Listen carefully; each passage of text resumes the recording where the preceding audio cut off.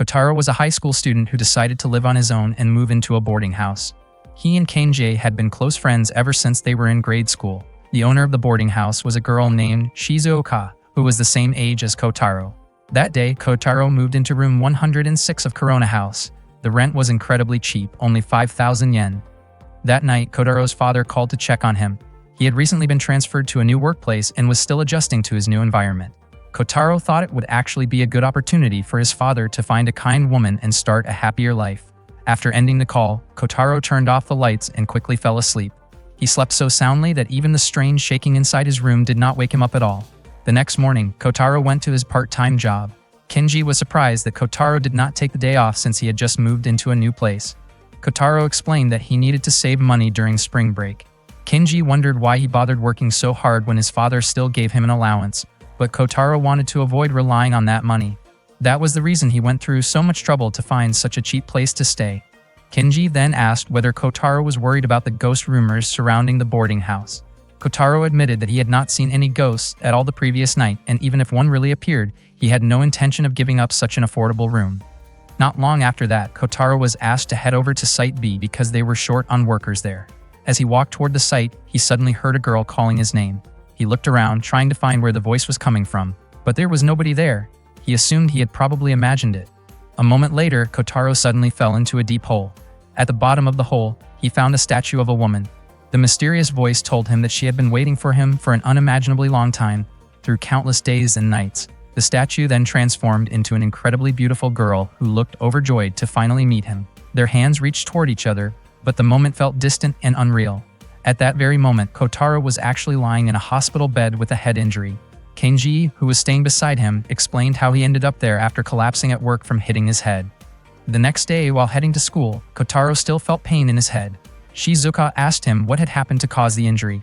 Kenji explained that Kotaro had fainted at work after hurting himself. Shizuoka worriedly asked whether he was really okay. At the same time, a girl was secretly watching them from the top of a tree, but the branch suddenly snapped and caused her to fall.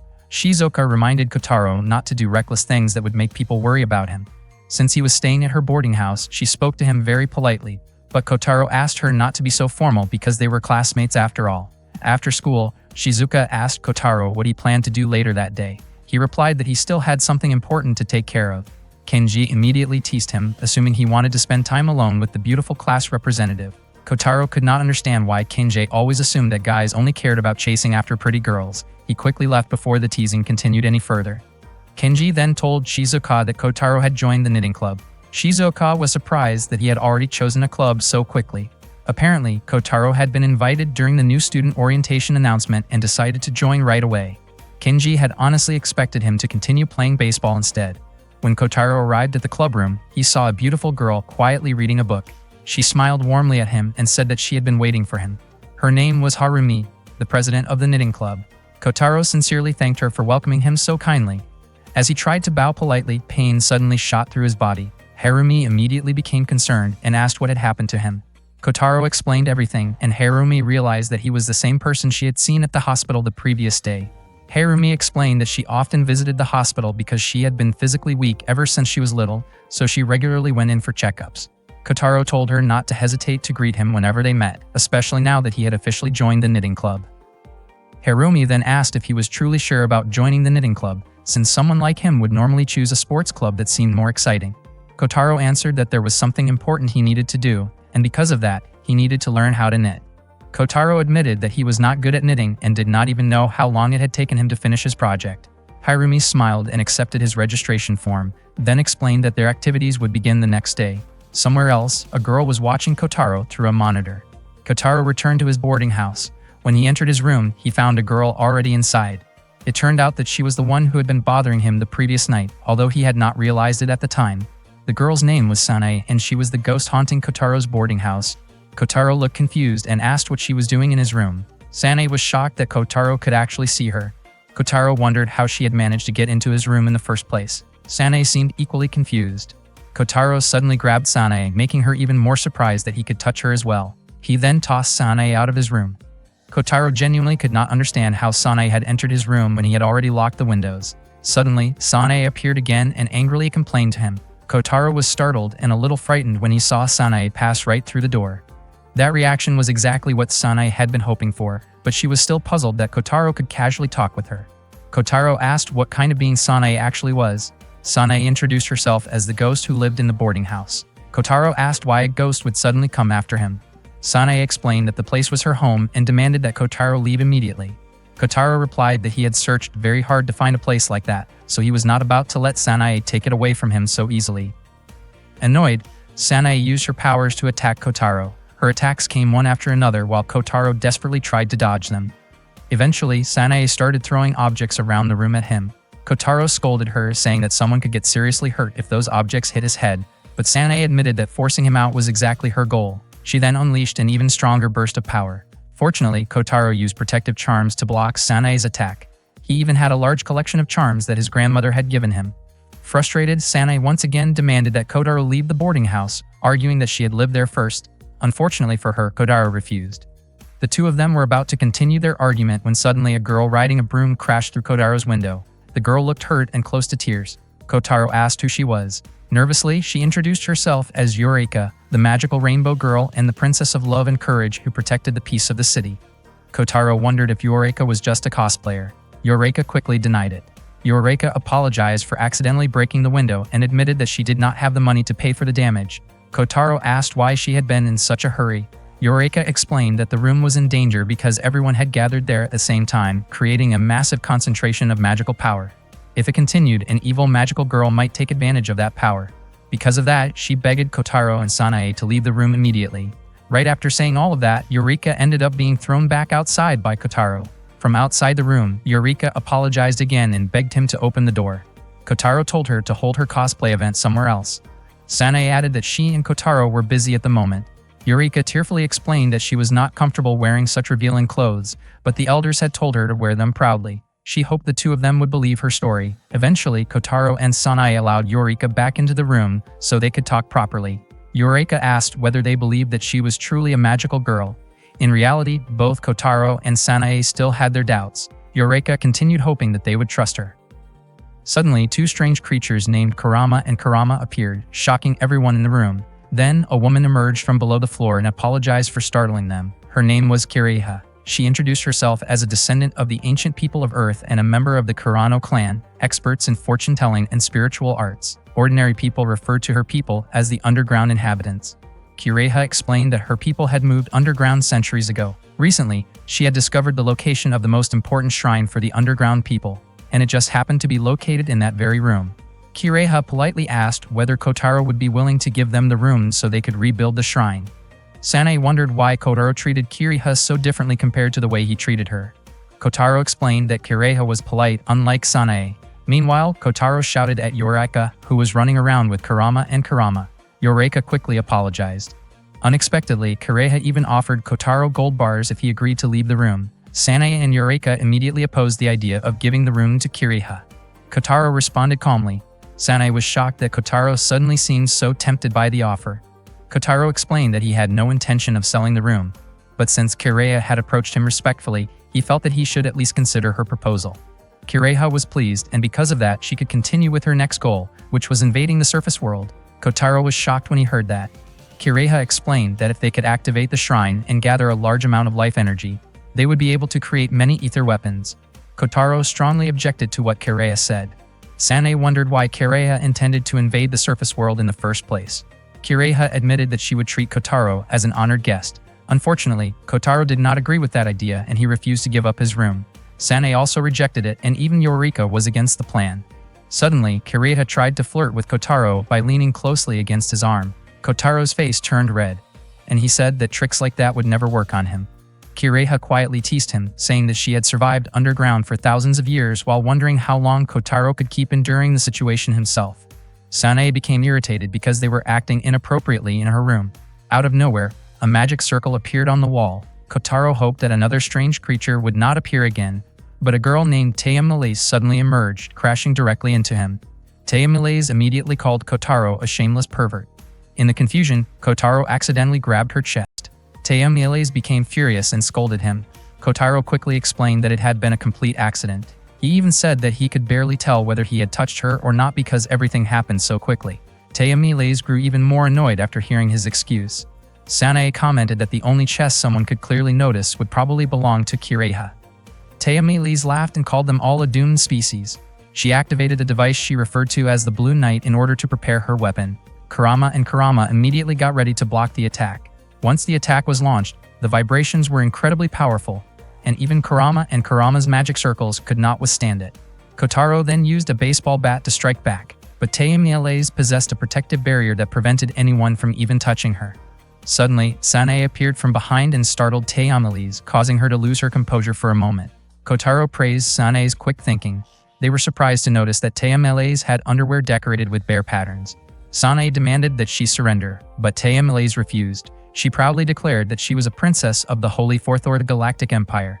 Tayamiles then ordered the Blue Knight to prepare a massive blast from the Genesis Buster. Kurama and Kurama detected an enormous source of power above them. Kiraiha opened the window and saw the giant attack approaching. The attack resembled an antimatter cannon. Everyone became worried that the strike could destroy everything around them. Kotaro begged Tayamiles to stop the blast, but she instead planned to continue firing repeatedly. At that moment, a woman named Ruth Kania arrived to stop her and explained that destroying a planet would violate the Galactic War Treaty. Tayamiles complained that everyone had been making fun of her appearance. Ruth Kania reminded her that her mission was to protect all forms of life within those coordinates. If Tayamiles destroyed the planet, she would be considered a failure and would bring shame upon the queen herself. After hearing that, Tayamiles finally deactivated the attack. Not long afterward, Shizuka arrived and asked what had happened there. She was shocked by the condition of the room. Shizuka became furious because the place had been completely wrecked. She harshly scolded everyone for the chaos they had caused. Shizuka warned them that they would regret it if they continued damaging the property or disturbing other people. They all gathered together and explained everything to Shizuka. She understood that everyone was fighting over the room. Even though their stories sounded difficult to believe, Shizuka decided she had no choice but to accept it. As the landlord, Shizuka declared that she wanted to settle the issue peacefully. She then asked everyone to sign an agreement. Once the contract was finalized, anyone who broke the rules would face consequences. Kotaro did not care about the others. The only thing that mattered to him was that he would never hand over his room to anyone. Ruth Kania, acting as Tayamiles' maid, explained that at the time, Tayamiles was taking an exam to become the heir to the Fordort Kingdom. The test worked by selecting random coordinates through a computer. Tayamiles' task was to turn the selected location into part of her kingdom. If she discovered intelligent life forms within those coordinates, she was expected to bring them under her rule. That was the mission assigned to her. After everyone learned the reason behind it, Tayamiles immediately ordered Kotaro to swear loyalty to her and hand over authority of the room right away. Kotaro refused without hesitation, saying that he was not going to give up his cheap apartment that easily. Sanae pointed out that she had been staying there for a very long time already. Kiraiha also revealed that she planned to build a shrine dedicated to her ancestors in that place. Tayamiles called all of them selfish. Eureka warned everyone that evil magicians would eventually do everything they could to seize the enormous magical power hidden there. Even so, Kotaro still assumed Eureka simply wanted to hold a cosplay party in the room. Sanae wondered why Eureka specifically chose that place instead of somewhere else. Eureka hoped that everyone would finally believe what she was saying. Kiraiha reminded them that Shizuka had forbidden any kind of violence, so they needed to settle things another way. Everyone started thinking about how to compete without fighting. Kotaro then suggested deciding everything through card games instead. Kiraiha explained the rules inside the room. The 5 of them each controlled one section out of 6 areas in the room. Altogether, the 6 sections were worth 180 points, meaning every centimeter represented 1 point of territory. Tayamiles asked if that meant they would compete for points through card games. Kiraiha explained that the winner would take points from the loser, which symbolized expanding territory. The first place winner would gain 3 points from the last place player. The second place winner would gain 1 point from the second to last player, while the third place player would neither gain nor lose points. Anyone who lost all their points would have to leave the room. The games would be played 5 times a day. Since everyone controlled their own territory, each person was allowed to choose one game they liked. Kotaro thought the rules were fair because everyone had different strengths. Eureka confidently said that Kiraiha and Tayamiles had never played cards before, so defeating them would be easy for her. The games finally began, but in the end, Eureka lost after facing Kotaro in the final match. Tayamiles finished in second place and demanded points from Kotaro. Kotaro became annoyed because Tayamiles was acting overly proud despite only placing second. He teasingly called her Tulip, a nickname Tayamiles absolutely hated. At the end of the day's matches, the results showed that Eureka was the only one who lost points. She could not understand how things turned out that way, and she was so distracted that she accidentally ruined her ramen dinner. Meanwhile, Tay Malaise quietly whispered to Ruth Kania that Kireha seemed to be the most skilled card player among them. Ruth Kania replied that Kireha was probably fearless when taking risks and somehow always drew great cards. After finishing the games, everyone returned to their own spaces and prepared to sleep. Suddenly, Eureka climbed into the closet shelf area so she could stay there for the night. Kotaro then encouraged Sanae to get some rest as well. At the same time, Kurama and Kurama were thrilled because Kireha had become the winner of the day's games. The next morning, Kotaro shouted in panic after waking up late. Sanae explained that she had tried shaking him awake several times, but he would not respond. Kotaro asked if she had really been trying to wake him up earlier, and Sanae became embarrassed about admitting it.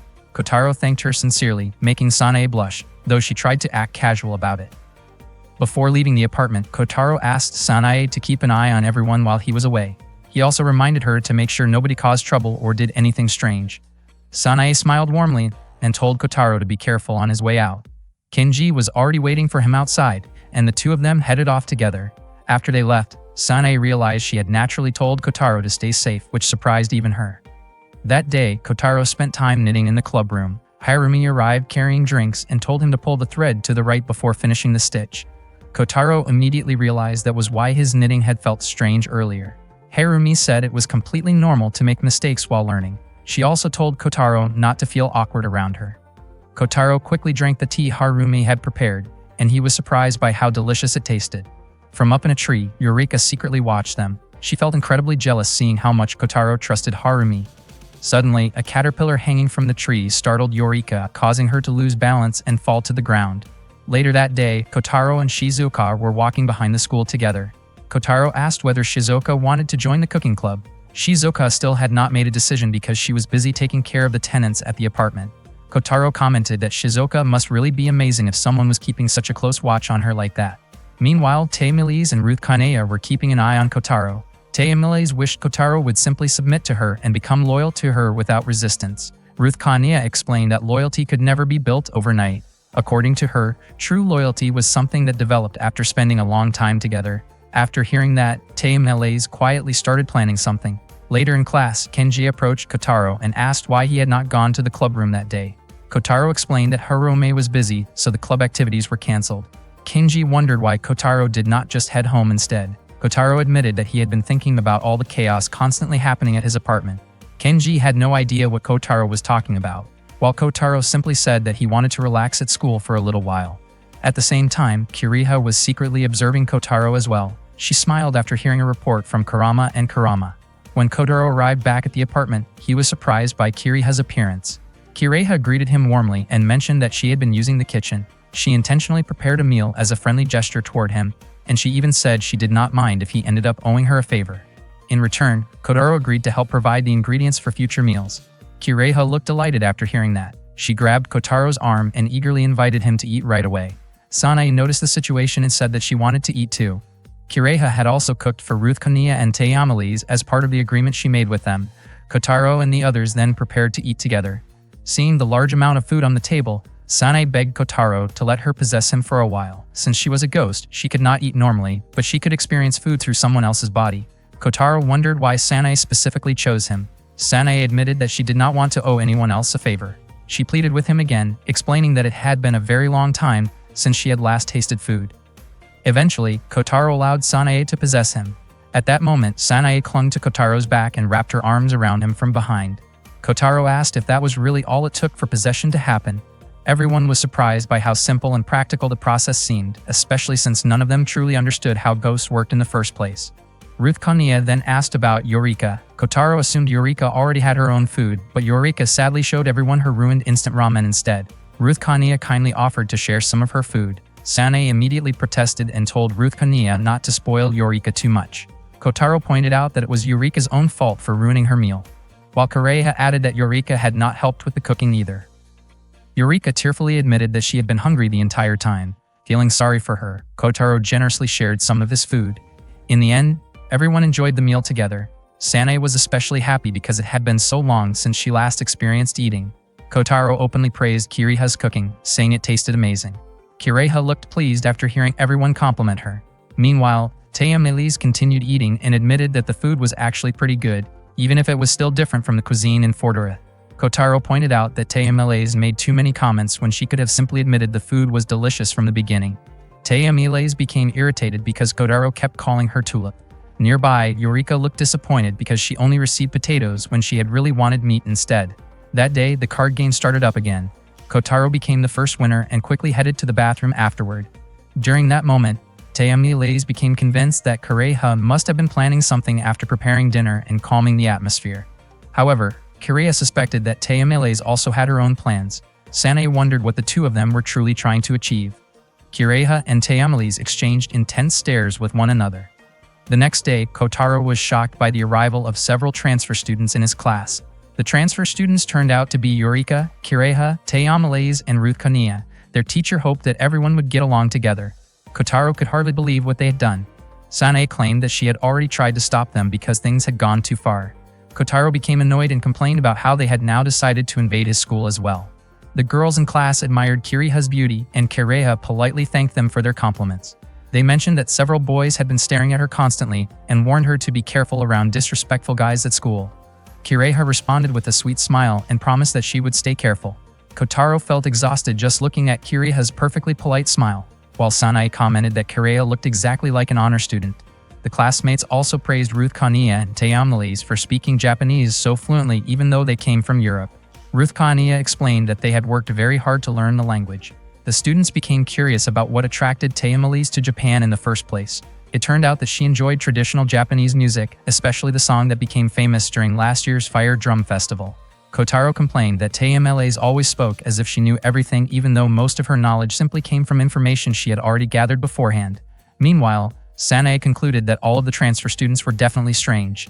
At that time, Eureka was being punished by having to copy an entire book because of her poor grades. Everyone encouraged her to keep going. Kotaro and Sanae were already used to Eureka's usual behavior, so none of it surprised them anymore. Kotaro wondered why they had come to a place that was supposed to help him relax. According to Sanae, it looked like they were trying to pressure Kotaro. After hearing that, Kotaro started thinking that maybe it was time for him to play a little dirty. During break time, Ruth Kania and Tayamilaze were about to head to the cafeteria. Tayamilaze was excited about eating the delicious croquettes there. Suddenly, a group of students stopped them and complained that they were interfering with their sacred practice session. Ruth Kania politely apologized, but Tayamilaze looked ready to argue back. Before things could escalate, one of their classmates stepped in to apologize on their behalf and explained that Ruth Kania and Tayamilaze were transfer students who had only recently joined the school. Their classmate quickly pulled Tayamilaze away and warned them that the boys' cheerleading club had a reputation for causing trouble and would not easily back down from anyone who challenged them. Later, Eureka received a letter from Kotaro asking her to come to the club building. She could hardly believe that Kotaro had finally accepted her as the Rainbow Heart Magician girl she claimed to be. Her face turned bright red and she became so excited that she accidentally twisted her ankle and fell over. Just then, Harumi arrived and asked if she was okay. Eureka was surprised that someone actually wanted to help her, and she became so energetic and cheerful that Harumi quickly became convinced she was perfectly fine. Eureka then asked where the club building was located. Harumi kindly pointed her in the right direction, and after thanking her, Eureka happily ran off toward the building. Watching her leave, Harumi commented that Eureka was a pretty funny girl. As soon as Eureka arrived, she called out for Kotaro. However, instead of Kotaro, several girls from her class showed up. They explained that Kotaro had told them Eureka absolutely loved cosplay, which meant she would fit right in with them. They turned out to be members of the cosplay fan club. Eureka awkwardly admitted that she was not actually that interested in cosplay, but the girls assumed she was simply shy. Without wasting any time, they happily dragged Eureka along with them. It turned out that Kotaro had planned the whole thing from the beginning.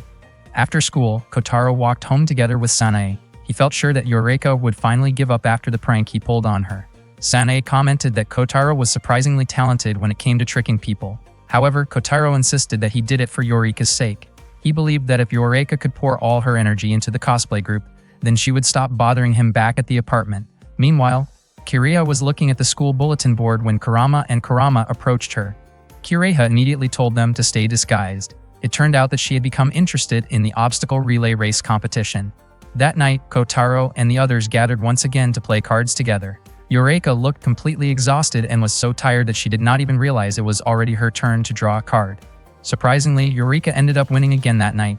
She had already won 3 rounds in a row, and it seemed like she was somehow getting even stronger. Sanae could not understand why the exhausted Eureka was performing better than ever, and she started to think Kotaro's cosplay plan had completely failed. Taya Malaise admitted that she was exhausted and barely felt motivated to continue playing cards. Kotaro agreed with her for once. Taya Malaise proudly assumed that Kotaro had finally realized his loyalty should belong to her, but Kotaro immediately rejected the idea without hesitation. Kiraiha noticed that sooner or later, everyone's exhaustion would catch up with them, so she decided it was finally her turn to choose the next competition. She suggested that they all participate in the obstacle relay race. Taya Malaise declared that this way they could compete fairly and honorably with the entire school as their witness, and she agreed to the challenge enthusiastically. Kotaro never expected them to challenge his stamina directly, but he accepted the challenge anyway. One day, Kotaro met Harumi and told her that he only wanted her and no one else. Harumi's face immediately turned red because Kotaro's words sounded like a love confession. However, it turned out that Kotaro was only asking Harumi to join the obstacle relay marathon with him. Harumi realized that she had simply misunderstood him. The competition required 2 people on each team. Harumi felt that she probably would not be much help. Kotaro already knew that Harumi had a weak body, but he told her not to worry because only the best result between the 2 teammates would count as the final score. That meant Harumi could stop shortly after the race started if she felt exhausted. Kotaro gently held Harumi's hand and sincerely asked for her help because he absolutely had to participate in the competition and win. He truly hoped Harumi would agree to support him. Harumi understood his feelings and decided to join him. Kotaro happily thanked her. Even though Harumi wanted to stay in the race until the very end, Kotaro reminded her not to push herself too hard. Meanwhile, Sanae was nearby secretly listening to their conversation. At the same time, Yorika was being measured by the members of the cosplay club after she mentioned wanting to participate in the obstacle relay race. The cosplay club president explained that they needed her measurements to prepare a costume for the event. After school, Sanae asked whether Kotaro was planning to train with Harumi. Kotaro said that he needed to stretch before the competition, then asked how Sanae's own preparations were going. Earlier, Kiraiha had allowed Sanae to choose who would represent her in the event. Naturally, Sanae chose Kotaro because she believed he was excellent in physical activities, especially while they were still under a temporary truce. Kotaro jokingly told Sanae not to regret her choice if he ended up losing.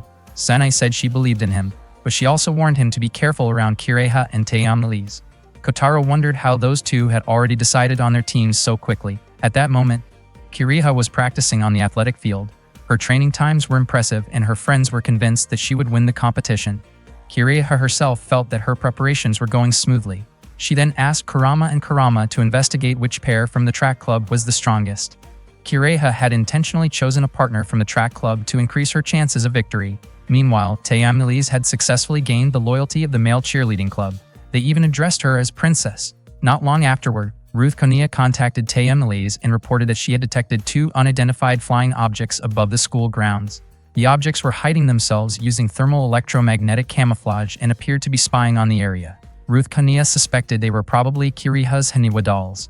After hearing the report, Taya Malaise ordered the Blue Knight to launch unmanned fighters against the suspicious flying objects. Ruth Konia reminded her that the written agreement prohibited direct conflict with Kiraiha. However, Taya Malaise argued that the objects could still belong to another group attempting to attack them. The unmanned fighters immediately launched their attack toward Kurama and Kurama. Fortunately, the 2 of them successfully protected themselves with shield barriers. They quickly counterattacked, and an intense aerial battle continued above the school grounds. Meanwhile, Harumi was practicing stretching exercises. Kotaro lightly tapped her and encouraged her to push herself just a little more. He carefully helped support her back while she stretched. Sanae watched the 2 of them from a distance. Soon after, Taya Malaise approached Sanae and asked who the girl beside Kotaro was. Sanae explained that the girl was Harumi, the president of the knitting club. According to Sanae, Harumi could practically be considered Kotaro's princess. Hearing that immediately irritated Taya Malaise because she believed she was far superior to Harumi.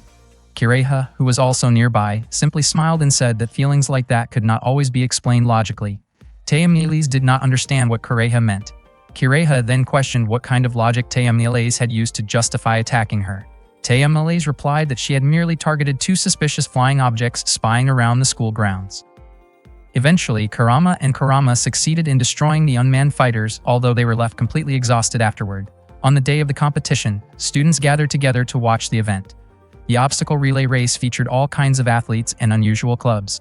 Every club seemed eager to participate. There were 10 obstacles waiting for the contestants throughout the race. Some of the challenges required intelligence and strategy, so physical strength alone would not guarantee victory. Kiraiha asked Kotaro how he was feeling before the event began. Kotaro confidently said that he felt great and believed nobody would be able to defeat him. Kireha felt the same way and was equally certain that she would win. Soon after, Taya Miles arrived alongside the male cheerleading club, escorting her. She proudly declared that she would be the ultimate winner of the competition. The three of them exchanged intense looks with one another. At that moment, Sanae quietly felt that everyone seemed to have forgotten someone important. Right then, Yorika was escorted into the competition arena by members of the cosplay club. Kotaro walked over to Harumi and asked how she was doing. Harumi told him not to worry about her because she was determined to stay in the competition until the very end. The participants gathered at the starting line, and the moment the starting shot echoed through the field, everyone sprinted forward as fast as they could. The pair from the track club took the lead early in the race. However, once they got farther ahead, several people behind them suddenly fell down at the same time. Taya Miles was convinced that Kireha had something to do with it. One of the cheer squad members then ran while carrying Taya Miles on her back. Kotaro became extremely annoyed by the incident. He lifted Harumi into his arms and continued the race with her. He leaped over the crowd of fallen participants in front of him and tried to create as much distance as possible from the others. Kenji and Shizuoka could hardly believe that Kotaro had managed to pass them. Everyone who had fallen near the starting line eventually got back up and continued the race, except for Yorika, whose outfit had been torn during the chaos. Meanwhile, Kotaro faced a fairly difficult math problem. Sanae wanted to help him, but he refused because he did not want to cheat. At that moment, Harumi had already solved the problem, and Kotaro told her to go on ahead without him. Harumi hesitated, but Kotaro insisted that she should not waste time if she truly wanted to finish the race. Before long, Kotaro managed to overtake Taya Miles. He was certain that the previous obstacle had slowed down the impatient princess. Taya Miles became irritated and called Kotaro a foolish servant who only knew how to rely on athletic ability. Soon after, they arrived at the fourth obstacle, an eating challenge involving red bean bread. Kotaro ate the bread so quickly that Taya Miles commented that he looked as if he had not eaten in days. Kotaro checked on Harumi again and asked whether she was alright. Harumi admitted that she was not good at eating quickly, and she encouraged Kotaro not to worry about her because he needed to win the race. Kotaro immediately continued running. Taya Miles hurriedly finished her bread so she could catch up with him. The next obstacle involved reading difficult kanji characters. Kotaro made several mistakes while trying to read them, and before long, Kenji and Shizuoka overtook him. Kotaro became deeply frustrated. At the same time, Harumi was still able to keep running, though she quietly hoped her strength would last until the end. Yorika looked exhausted, and it seemed almost impossible for her to continue running in her damaged clothes. She wanted to stop and give up, but Harumi suddenly appeared beside her, reached out her hand, and encouraged her not to quit. Yorika said that she would never win anyway, and that nobody ever noticed or acknowledged her efforts.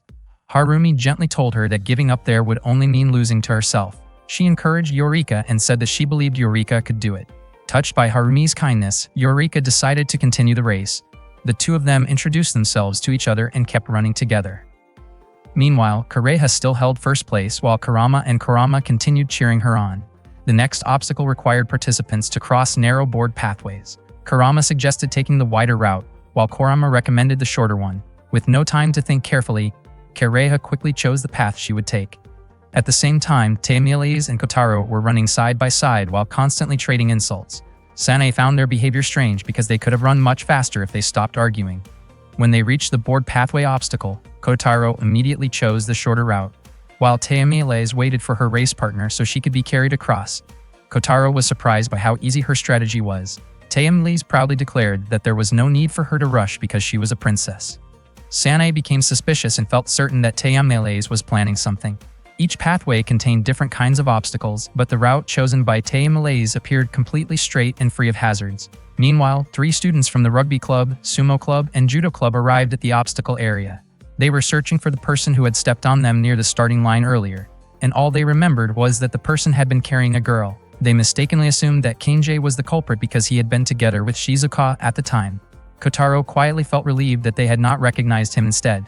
The 3 students approached Kenji and shoved him. One of the sumo club members lost his balance and accidentally triggered a hidden surprise device. A loud explosion suddenly rang out, shocking everyone nearby. Kotaro immediately suspected that Taya Miles was responsible for it somehow. Taya Miles casually remarked that the device looked similar to harmless surprise bombs used in her homeland. Kireha and Shizuoka became more cautious, realizing they needed to stay alert. At that moment, the students noticed that the route used by Taya Miles appeared safe, so many of them rushed toward it together. However, as they got closer, Taya Miles' race partner pushed them away, causing them to stumble, and more surprise devices suddenly went off. Someone managed to knock Taya Miles off the pathway, and multiple explosions echoed one after another across the course. Meanwhile, Harumi and Eureka continued running together. They believed that someone had probably already won the race by then, but they still kept pushing forward in order to reach the finish line. Eureka asked why Harumi continued trying so hard. Harumi explained that she was doing it for the sake of her friends. Suddenly, Harumi's body weakened, and she collapsed unconscious. Eureka panicked and had no idea what she should do next. She could only remember how kind Harumi had been to her. Eureka then transformed into the Rainbow Witch, using her magic wand and magical outfit. She tried to heal Harumi with her magic powers, but she was confused when the spell seemed to have no effect on her. Eureka remembered Harumi's words about continuing to fight no matter what, so she kept trying. Suddenly, Eureka managed to use a different kind of magic, one that did not originally belong to her, and Harumi finally began to recover. Meanwhile, Kotaro was leading the race from the front, but he looked completely exhausted. Sanae kept cheering him on and encouraging him to keep going. There was only one final obstacle left for him to face, which was borrowing an item. Sanae reminded Kotaro that the race was almost over, but before he could continue, he collapsed from exhaustion. Kireha and Tayamiles managed to pass him. Tayamiles could hardly believe that Kotaro had already given up, while Kireha confidently stated that the two of them were the only ones capable of fighting until the very end. They quickly picked up the papers for the borrowing challenge. Kireha was instructed to borrow an E-cup bra or smaller, while Tayamiles was told to borrow a D-cup bra or larger. Because of that, the two of them immediately competed against each other to complete the challenge first. At the same time, Harumi started running again. She felt much lighter than before, and Eureka explained that it was all thanks to magic. Eureka finally admitted that she was actually a magical girl of love, courage, dreams, and hope. At that very moment, both Tayamiles and Kireha collapsed after exhausting themselves during their rivalry. Not long after that, Eureka and Harumi reached the final obstacle. Harumi was instructed to bring one of her club members. Eureka told Harumi to go ahead without her because she had given up on completing that challenge. As it turned out, Eureka's own challenge was to bring a friend.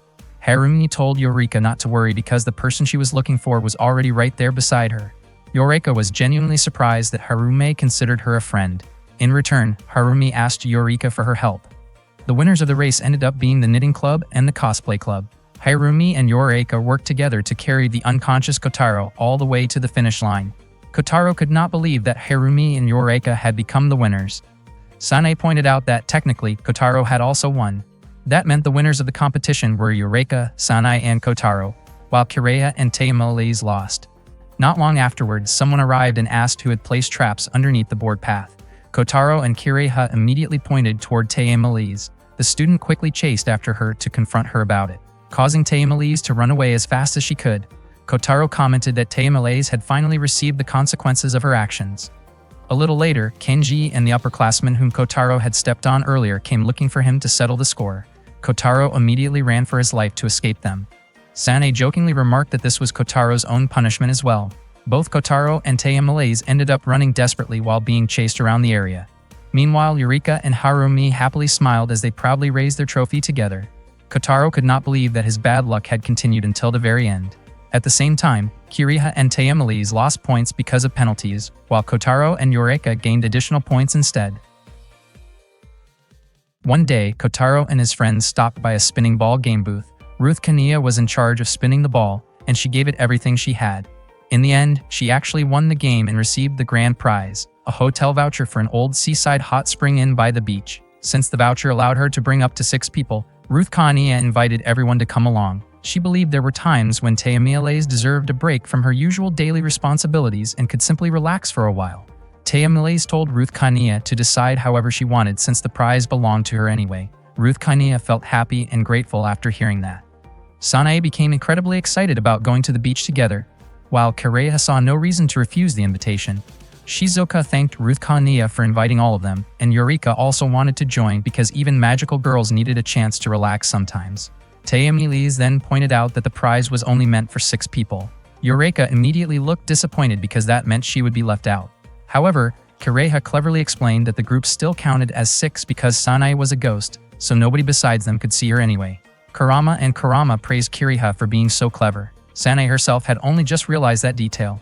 Thanks to that logic, everyone could go together, and Eureka was extremely thankful for it.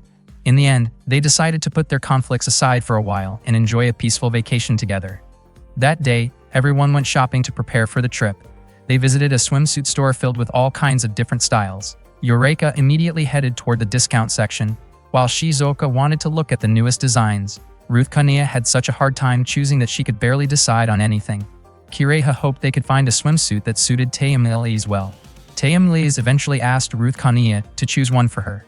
After trying on one swimsuit, Shizuka commented that the bikini looked too large on Taemelis. Eureka joked that flashy bikinis probably did not suit her very well, while Kireha said they simply needed to pick something that matched her better. Ruth Kania then brought over another swimsuit design that she thought might fit Taemelis nicely, but Taemelis complained that it looked too plain. Shizuka disagreed and thought the simpler design actually looked good. Eureka added that the simple style suited Taemelis much better. Kireha agreed with her, and eventually Taemelis took Ruth Kania with her to the fitting room. Meanwhile, Kotaro could not believe how serious everyone was about choosing swimsuits. He then asked Sanae why she was not picking one out too. Sanae casually explained that she already had one from a long time ago. Hearing that made Kotaro curious to see what it looked like. Sanae became excited and said she could not wait to show it off during the vacation. Later, Kotaro and the others were traveling aboard a spacecraft. Kotaro was confused about why they were using a spaceship in the first place. With a smug expression, Taemelis asked whether he was impressed. Kotaro wondered why someone who owned a spacecraft that huge still felt the need to invade his apartment. Taemelis insisted that the apartment and the spacecraft were completely different matters. Ruth Kania informed everyone that the portal was ready, and once they passed through it, they would arrive directly in front of the inn. Thanks to that, they could save a lot of travel expenses. Taemelis admitted that she mostly wanted to show off the greatness of Fordora technology. Kotaro gently patted Taemelis on the head and thanked her. Embarrassed, Taemelis quickly claimed that she had not done it because she was worried about their finances or anything like that. Kotaro lightly pressed down on her head and told her that her way of thinking had become surprisingly mature. Feeling annoyed and flustered, Taemelis kicked Kotaro straight toward the portal. When they finally arrived at the inn, everyone was shocked. The place had originally been described as slightly old-fashioned and antique, but it looked far more run-down than expected. The room they were staying in also appeared quite worn out. After checking the measurements, Kurama and Kuroma realized that the room was about the same size as room Corona. Ruth Kania immediately apologized to everyone. Kotaro assured her that none of it was her fault. Honestly, he was already grateful that they could enjoy hot springs and spend time at the beach together. Sanae then mentioned that something about the inn room felt strange. Hearing that immediately frightened both Kotaro and Eureka. Shizuka calmly told them not to worry because she had brought several ghost-repelling items that were left behind by a previous tenant from her apartment building. Kotaro grabbed a decorative sword and almost swung it towards Sanae before stopping himself. Sanae became irritated and asked whether he was seriously trying to get rid of her. Kotaro replied that he doubted something like that would even work on Sanae anyway. Instead, he pulled out a charm given to him by his grandmother and started teasing her with it. While everyone was having fun at the beach, Kotaro suddenly ran into members of the cosplay club. He asked if they were really planning to swim while wearing maid outfits like that. It turned out they were actually holding a club meeting. A huge event was coming up soon, so they needed to focus on designing the costumes they would wear. They had also invited Eureka, but she turned them down because she had something important to take care of. According to them, Eureka was a talented new member. The cosplay club president mentioned that Harumi was also at the beach because her family happened to own a vacation house nearby. She described Harumi as a smart girl from a wealthy family who was skilled at knitting, and she even wanted to recruit her into the cosplay club. Before they left, Kotaro asked them to look after Eureka if she ever ran into trouble. The club president gladly agreed. She believed that with just a little polishing, Eureka would become extremely popular, so there was no way they would let her go. Kotaro felt reassured knowing they genuinely cared about Eureka. At that moment, Harumi noticed Kotaro walking along the shore. Kotaro waited for the others under a beach umbrella. Meanwhile, many of the men at the beach could not help staring at the girls from Corona House. Sanae called out loudly to Kotaro. She proudly showed off her swimsuit and asked if her beauty had left him speechless. Taemelis wanted Kotaro to rate how charming she looked in her swimsuit. Ruth Kania acted shy about her elegant appearance while Kireha wore her swimsuit with complete confidence. Eureka could hardly believe that they had become the center of attention. Shizuka then asked Kotaro what he thought about spending time at the beach with 6 beautiful girls. Surprisingly, Kotaro's attention was focused on Harumi, who was wearing a lovely dress instead. The 6 girls became annoyed because Kotaro ignored them due to Harumi, although Harumi truly did look beautiful. Feeling frustrated, they immediately buried Kotaro in the sand. Kotaro could not understand why they would do something like that to him. Harumi suggested that maybe it was because he did not understand how the girls were feeling. When Kotaro asked Harumi to help him out, she playfully teased him instead. Kotaro was surprised to see Harumi acting mischievously like that, but Harumi simply smiled and explained that something good had happened recently, which was probably why she was in such a cheerful mood. Meanwhile, the 6 girls started playing beach volleyball together. Shizuka served the ball toward Taemelis, who received it and passed it to Ruth Kania. Eureka struggled to keep the ball in play and sent it toward Kiriha.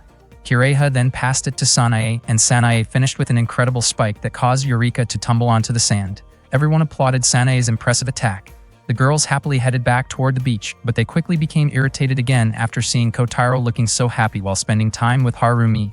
They gathered together once more because they were upset by how close Kotaro seemed to be getting with her. Kiriha soon came up with a plan to teach Kotaro a lesson. They decided to play a watermelon splitting game. The watermelon was placed right beside Kotaro, turning the challenge into whether the player would hit the watermelon or accidentally hit Kotaro instead. Kotaro immediately panicked. Kiriha gave him a frightening smile, and Kotaro shouted in fear. At the same time, two men were watching them from afar. Just then, Tayamiles prepared to take her swing while Eureka casually enjoyed eating watermelon nearby. Harumi wondered if the game was really safe, but Eureka confidently said that Kotaro was tough enough to handle it. Tayamiles removed her blindfold after completely missing her target. Kotaro became even more annoyed with everyone afterward. Then it was Sanae's turn to play. Suddenly, Kotaro noticed two suspicious men running behind them. The men tried to grab Sanae, but they accidentally ended up grabbing Tayamiles instead. Tayamiles became furious over the way they treated her. The two men quickly claimed that they were not suspicious people and insisted that they were not interested in girls. Kiriha and Shizuoka immediately called them creeps for targeting young girls, and the two of them promptly punished the men by burying them in the sand. That night, Kotaro relaxed in the hot spring bath and felt completely refreshed. Kurama and Kurama joined him as well. Kotaro thought the day had been incredibly enjoyable, especially because he got to spend time with Harumi. Everyone else had also been having fun together. Meanwhile, the girls soaked in another bath while chatting among themselves. Tayamiles explained that she wanted to claim room 106 of Corona House in order to prove herself worthy as the heir who would protect her mother, the queen. Because of that, she had no intention of giving up. Sanae felt much the same way since she needed to wait for her parents in that room. If she was not there when they returned, they would surely be shocked. None of them could afford to back down. Eureka then explained that she needed the room because of someone who had once saved her life. She had even become a magical girl for that person.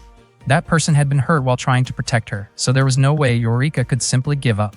Even if it put her in danger, caused arguments with her family, prevented her from returning home, or left her all alone, she still believed that person had sacrificed just as much for her.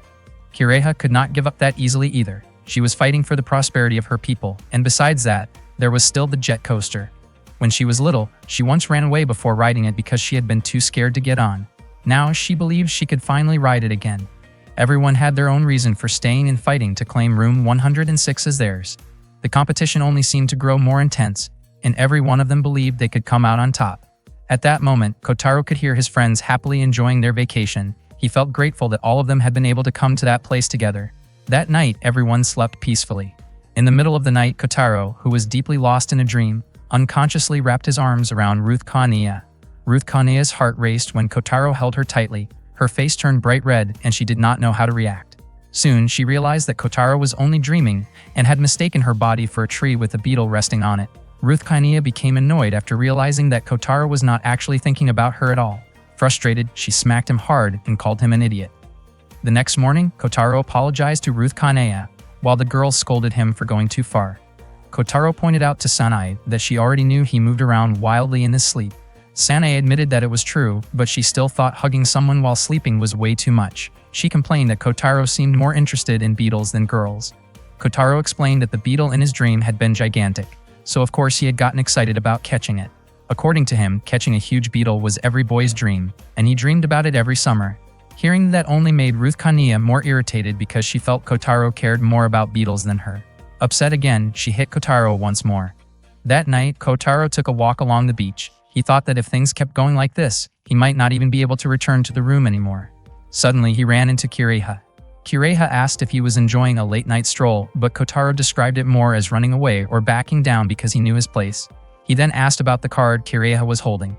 Kiriha smiled, knowing that other people would probably find it strange seeing her treasure a card like that. Meanwhile, everyone else was sleeping soundly, and Sanae eventually went out to look for Kotaro after he failed to return to the room. At that moment, Kiriha explained that the card had been given to her by someone very special to her.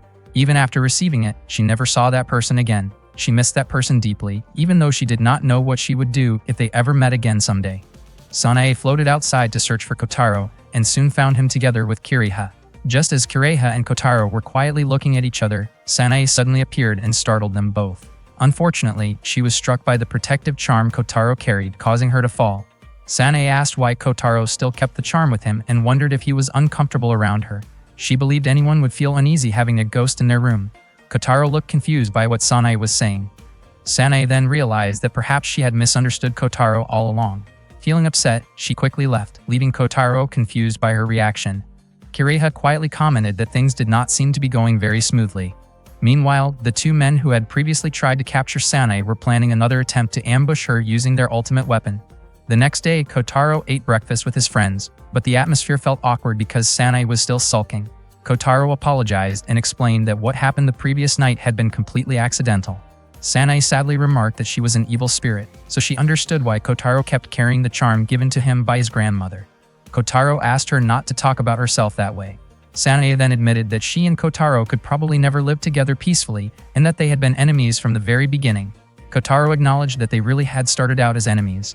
After hearing that, Sanae bitterly declared that they would remain enemies forever. Angry and hurt, she stormed off in tears while calling Kotaro an idiot once again. Sanae sat alone by the sea, feeling down and full of regret. She felt foolish for getting angry at Kotaro. At first, she really had wanted to drive him away, but somehow her feelings had become far more complicated than she expected. Not far away, two men who had been targeting her were secretly watching. Their names were Aniki and Hachi. After thinking everything through carefully, Sanae finally decided to go back to being the same Sanae from before she met Kotaro. She reminded herself that Kotaro was supposed to be her enemy. Suddenly, Aniki and Hachi rushed toward Sanae and startled her. That afternoon, Kotaro was searching for Sanae because she still had not returned even though lunchtime was getting close. Not long after, Harumi approached him and asked whether he was not spending time with the others from yesterday. Kotaro explained that everyone had gone their separate ways that day. Harumi became curious about what had happened between them, so Kotaro told her everything. Meanwhile, Eureka was walking around looking for Sanae when she suddenly heard Sanae screaming. At that moment, Sanae's body was tightly restrained by magic. She struggled desperately and demanded to know what they wanted from her. Aniki said that resisting was useless because the thing binding her was a wandering spirit they had hired. Sanae quickly realized that the people behind this were the suspicious pair who had tried to capture her the day before. Hachi corrected her and explained that they were not weird troublemakers but ghost hunters. Their job was to capture ghosts and sell them. Sanae was shocked to learn that they intended to sell her. Aniki even explained that a fully visible ghost like Sanae had a very high value, and there were people willing to pay a huge amount of money for her. Sanae cried out in panic, refusing to be sold. Eureka witnessed the whole situation from nearby. She wanted to save Sanae, but there were many strange creatures around, and they terrified her. Eureka did not know what to do and wished someone would come help her. Then she suddenly remembered Harumi's advice about never giving up so easily. Her confidence slowly returned as she reminded herself that she was the rainbow magical girl who fought for justice. Just as Eureka was about to transform, the members of the cosplay club suddenly grabbed her and carried her away. At the same time, Kotaro had finished explaining Sanae's situation to Harumi. Harumi asked whether he knew why Sanae had become angry with him. Kotaro realized that his words had probably hurt her feelings, even though he had only spoken honestly. Usually, Sanae would react casually whenever he said things like that, which was why he could not understand why she suddenly became so upset this time. Harumi seemed to understand Sanae's feelings. Meanwhile, Aniki and Hachi carried Sanae away in their car. Sanae shouted that she refused to let herself be sold by them. A ghost girl traveling with them told Sanae that she should just give up. According to her, Sanae would probably end up in a much better place after being sold. Sanae immediately rejected that idea. The ghost girl then wondered whether Sanae even had a place she could return to. Sanae answered that she lived at Corona House Room 106. Hearing that, the ghost girl pointed out that Sanae had gotten used to bothering the residents there. She explained that nobody wanted to live in a haunted house. Hearing those words reminded Sanae about the way Kotaro had treated her. The ghost girl continued by saying that living people only saw ghosts as nuisances. People sold charms to drive ghosts away, and even if they accepted ghosts, it usually meant they simply tolerated their existence and nothing more. Sanae slowly realized the painful truth behind those words. Meanwhile, Harumi gave Kotaro an analogy. She explained that she and Kotaro were senior and junior members in the same club, but at the same time they could also simply be described as people who just happened to join the same extracurricular activity. In a similar situation, if Kotaro ever said something like that to her, she would probably cry and run away. Harumi explained that even if Kotaro's words were technically true, people's perspectives changed after spending time together and sharing experiences. She wanted Kotaro to see her as a friend. Kotaro was surprised and began wondering if Sanae also wanted to be seen as a friend. Harumi pointed out that otherwise there would be no reason for him to worry so much about someone he only happened to know. Kotaro then remembered Sanae's expressions whenever they were together. After that realization, he excused himself and hurried off to search for her again. Suddenly, he ran into the cosplay club members carrying Eureka away. Kotaro was confused about why they had tied her up like that. The cosplay club president declared that they would never let Taya Melise escape again. Kotaro realized that Eureka was trying to tell him something. He asked the cosplay club president for permission to speak with Eureka for a moment, and fortunately they allowed it. Eureka told Kotaro that Sanae had already been captured by ghost hunters before she even had the chance to do anything. After hearing that information, Kotaro thanked Eureka and immediately left. Eureka felt confused about why Kotaro had suddenly abandoned her like that. Kotaro returned to the inn and informed everyone about Sanae's kidnapping. He finally realized that the two suspicious men from the previous day had actually been targeting Sanae all along. It also seemed that they had received help from a ghost, which prevented Sanae from escaping. The first thing they needed to do was figure out Sanae's current location. Shizuka brought out a ghost tracking device and confidently explained that they could track Sanae down with it. Kotaro quickly activated the machine, but to everyone's surprise, it suddenly exploded. Kotaro could not understand how it had failed so dramatically. Kurama explained that the ether shock had likely caused the malfunction, and the device itself was too old to withstand that kind of disturbance. Shizuka apologized to everyone, but Tayamilise assured her that it was not her fault and suggested they move on to another plan. Unfortunately, the technology from the Fordora Kingdom did not include any devices capable of tracking ghosts. Kireha offered to help and asked Kurama to handle the search instead. The two of them used the power of the Mikora beam, a special light emitted from their eyes, to locate Sanae. Kotaro wondered why everyone was so willing to help Sanae. Kireha told him not to think too deeply about it because she fully intended to collect favors from them later. Hearing that, Tayamilise declared that she was helping because the criminal's actions felt insulting to all of them. Ruth Kaniya admitted that she strongly disliked anyone who treated women disrespectfully. Shizuka confidently stated that together they could stop those awful ghost hunters once and for all. After Kurama finished their scan, everyone eagerly prepared to rescue Sanae. Meanwhile, Sanae sat quietly inside the ghost hunter's hideout, looking completely downhearted. The ghost girl watching over her felt sorry for her and believed that no matter how long Sanae waited, none of her friends would come. Sanae insisted that she was not waiting for anyone, but the ghost girl could tell from her expression that she still hoped her friends would rescue her. The ghost girl claimed that Sanae trusted Kotaro deeply, yet she believed he had already betrayed her. Sanae immediately denied it, leading the ghost girl to assume that Sanae still believed Kotaro would never betray her. The ghost girl understood those feelings because she had once gone through something similar herself. At the same time, Kotaro and the others had already arrived outside the place where Sanae was being held. Inside the hideout, the ghost girl continued talking to Sanae about someone she had once waited for, only to be abandoned in the end. That person had apparently been relieved to finally be free from her.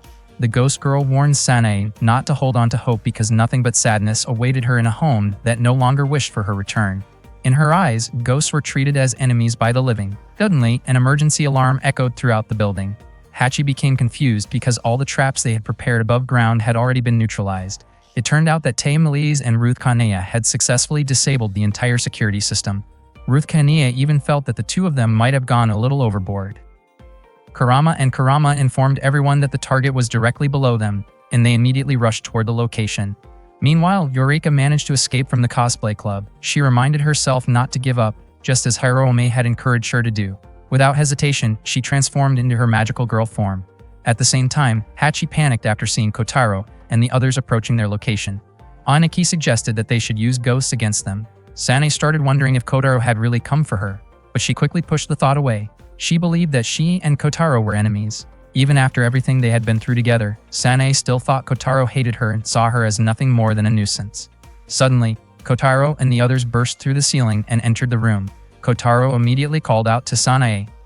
Sanae could hardly believe that he had actually come for her. She scolded Kotaro for showing up even though she had never asked for his help, especially because she believed that a ghost like herself was nothing but trouble in his eyes. Aniki firmly declared that Sanae belonged to him now and warned everyone to leave before anyone got hurt. Shizuka confidently stated that she could send all of them to prison. Aniki mocked her, questioning what law could possibly punish them when there were no laws against kidnapping ghosts. Kireha calmly responded that Aniki and Hachi had chosen the wrong enemies. She reminded them that she was an invader and had no reason to care about the laws of that country. Tayamilise added that Earth's laws had nothing to do with her either because neither she nor Ruth Kaniya were residents of Earth. Shizuka firmly declared that she would always protect the residents of her boarding house, and even if Sanae was a ghost, she was still one of her tenants. Finally, Kotaro demanded that the criminals release Sanae immediately. Aniki was furious and ordered the evil spirits to attack everyone. The spirits were about to charge forward, but Kurama and Kurama immediately launched their counterattacks. Kireha joined in as well, saying that although there were a lot of them, they were weak. Teyamiles fired at the evil spirits with her weapon, while Rokanaya used her sword to drive back the ones attacking her. At that moment, one of the evil spirits tried to attack Kotaro from behind, but Shizuoka quickly stepped in and protected him. She warned Kotaro not to let his guard down and told him to hurry and help Sanae while she handled the spirits herself. Kotaro immediately ran towards Sanae. Sanae was deeply moved to see her friends come to rescue her, but the ghost girl warned her not to trust them. According to the ghost girl, Sanae might be saved today, but there was no guarantee about tomorrow. She believed Sanae's friends would eventually abandon them, so she thought there was no point in believing in their kindness. Even so, after seeing how hard everyone was fighting for her, Sanae chose to trust her friends. The ghost girl asked if that meant Sanae was betraying her, even after everything she had done for her. Upset by Sanae's decision, the ghost girl declared that she would never forgive her. She then ordered the evil spirits to combine their power and fight against Sanae. Aniki and Hachi could not understand why the evil spirits were suddenly merging together. Before long, the spirits united into a gigantic ghost. The massive ghost attempted to attack Sanae, but Kotaro quickly rushed in to protect her after she fell. At the same time, Eureka followed the guidance of her staff and arrived at an old building. She looked frightened, but she believed Harumi would be disappointed if she gave up now. Meanwhile, Kotaro swung his sword at the evil spirit, but the creature was incredibly powerful and sent him crashing to the ground. His friends tried to help him, yet the spirit immediately struck them back. The giant ghost then grabbed Sanae and she struggled to break free. Sanae cried out for Kotaro to save her. Hearing her voice, Kotaro desperately looked for a way to help. Soon after, Sanae's body was absorbed into the evil spirit. The ghost became delighted after gaining access to Sanae's power. Furious that the spirit had taken Sanae away, Kotaro believed there had to be something he could do. Kotaro decided to use the protective charm given to him by his grandmother. He leaped away to dodge the ghost's attack and struck directly toward its face. At the same moment, Eureka activated the power of her magic staff in front of the old building. Kotaro successfully injured the evil spirit with the charm. He was surprised to discover that the attack was actually effective. The ghost cried out in pain and warned Kotaro that if he kept using the charm, Sanae could disappear as well. However, Kotaro firmly believed Sanae was not that weak. He knew his family's protective charm would never harm her. Kotaro then threw the charm, successfully destroying the evil spirit. Sanae's body was released and fell to the ground. When she regained consciousness, she was surprised that touching the charm did not hurt her at all. At that moment, Sanae realized the family charm would never harm her because she had always stayed by Kotaro's side like part of his family. Overcome with emotion, Sanae began to cry, leaving Kotaro shocked to see her in tears. Their friends immediately blamed Kotaro for making Sanae cry, but Sanae instead thanked both Kotaro and everyone else for saving her. Meanwhile, Aniki and Hachi fled from their hideout. They were terrified and could not understand what kind of people Kotaro's friends really were. Not long after, Kurama and Kurama managed to capture them, while Kareya took responsibility for dealing with them. The next day at school, Kotaro told Harumi that he and Sanae had finally made up. He explained that it was all thanks to Harumi, and he sincerely thanked her for everything she had done. Harumi was happy to hear that. Suddenly, Sanae appeared out of nowhere and startled Kotaro. She had purposely come just to tease him, and she was even wearing Kotaro's family charm. That day, Teyamiles was quietly enjoying a book when Ruth Kania arrived and served tea for her. Teyamiles truly loved reading the storybook her mother had given her. It told the tale of the Silver Princess and the Blue Knight. One day, Kotaro asked his friends to help write a script for the theater club because the cultural festival was coming up soon. Kenji was a member of the theater club, and they still had not decided on a play concept for that year. Because of that, Kotaro really wanted to help him. Kireha asked Sanae what Kotaro's real reason was. Sanae explained that Kenji had said Kotaro was not capable of doing something like that and that Kenji did not need his help. Apparently, Kotaro could not accept those comments. Teyamiles called Kotaro an idiot. According to Kotaro, if everyone wrote one story, their chances of getting a script accepted would be much higher. The deadline was only 1 month away, so they were running out of time. Kotaro offered them a reward. He promised to give 5 of his own points to anyone willing to help write a script, and if their script was chosen, he would give them 20 more points. Kireha admitted it was an interesting offer. Teyamiles once again called Kotaro foolish and wondered if beating Kenji was really that important to him. Kotaro replied that sometimes men had battles they simply needed to face. In the end, he just wanted everyone's help to embarrass Kenji a little. Eureka agreed to help right away. If her story got selected, she could earn 25 points, and even if it did not, she would still receive 5 points. Kotaro encouraged her to do her best so her story would be chosen. Taemin accepted the offer as well because she believed a master should grant the wishes of her servants. Sanae was also interested in helping Kotaro, especially since the two of them had already called a truce. Kireha reluctantly joined because she did not want Taemin catching up to her score. Kireha was currently ahead by 3 points. Still, aside from that, she genuinely wanted to help Kotaro. Hearing everyone agree made Kotaro even more confident that he could make Kenji feel embarrassed. That night, all of them started thinking about what kind of story they should write. However, it turned out to be much harder than they expected.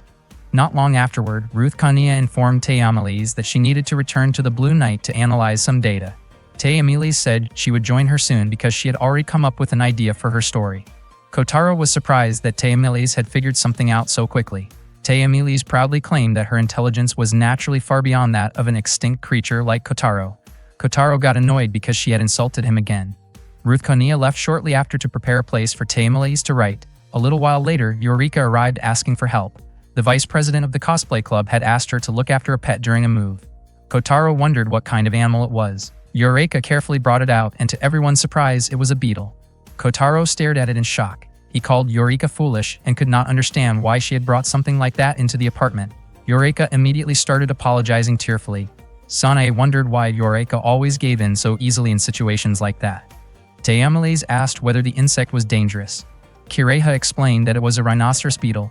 The moment she heard that, Taemin realized that if Ruth Kania saw it, she would definitely become very upset. That was exactly what Kotaro had been worried about. Kireha then asked how long Eureka would be taking care of the beetle. Since the vice president's family was quite wealthy and had a lot of belongings to move, Eureka explained that it would probably take 1 or 2 months. Taemin thought avoiding Ruth Kania would not be too difficult since Ruth Kania was very disciplined with her routine. Suddenly, Ruth Kania returned. Kotaro and Taemin quickly hid Eureka and the beetle inside the closet. Ruth Kania had only come back because she forgot something, but she became suspicious of Kotaro and Taemin's strange behavior. The two of them desperately insisted that nothing unusual was happening. Later that night, Sanae and Kotaro were still discussing ideas for their stories. Sanae wanted to write about her mother, who had once refused an arranged marriage. Sanae's mother came from a wealthy family and had been expected to marry the son of another influential family. Instead, she ran away to be with Sanae's father, who had been her childhood friend. Sanae asked whether Kotaro wanted to take a break since she had been possessing him for quite a long time. Kotaro admitted he was still not tired and said he had not come up with any ideas for his own story yet. Kotaro commented that being possessed by a ghost felt strange, but also surprisingly fun. Sanae promised that afterwards she would massage Kotaro's shoulders and help him finish his writing. Kotaro was amazed by how good Sanae's writing was, and Sanae looked happy after hearing the compliment. Sanae said Kotaro could probably write just as well if his hands remembered how to do it properly. She continued writing while asking Kotaro to praise her more. Kotaro gently patted Sanae on the head and told her she was doing a great job. Suddenly, Eureka burst into tears while asking Kotaro for help. The beetle kept moving around so much that she could not sleep. Kotaro ignored her because he believed it was Eureka's own problem to deal with. The beetle, whose name was Hercules, kept making noisy scratching sounds whenever it moved around, and Eureka begged Kotaro to help her calm down. Sanae casually suggested getting rid of the beetle altogether. However, Eureka could not do that because Hercules was extremely important to the cosplay club vice president's younger brother. Seeing Eureka look so desperate, Kotaro suggested that Hercules could simply be stored inside the closet. However, Sanae instead asked Eureka to leave the apartment. Eureka started crying again, so Kotaro gently comforted Sanae and asked her not to say things like that. It turned out that Kotaro had only wanted Eureka to put Hercules in the closet, and he even allowed Eureka to sleep in his room. Eureka was overjoyed and thanked Kotaro sincerely.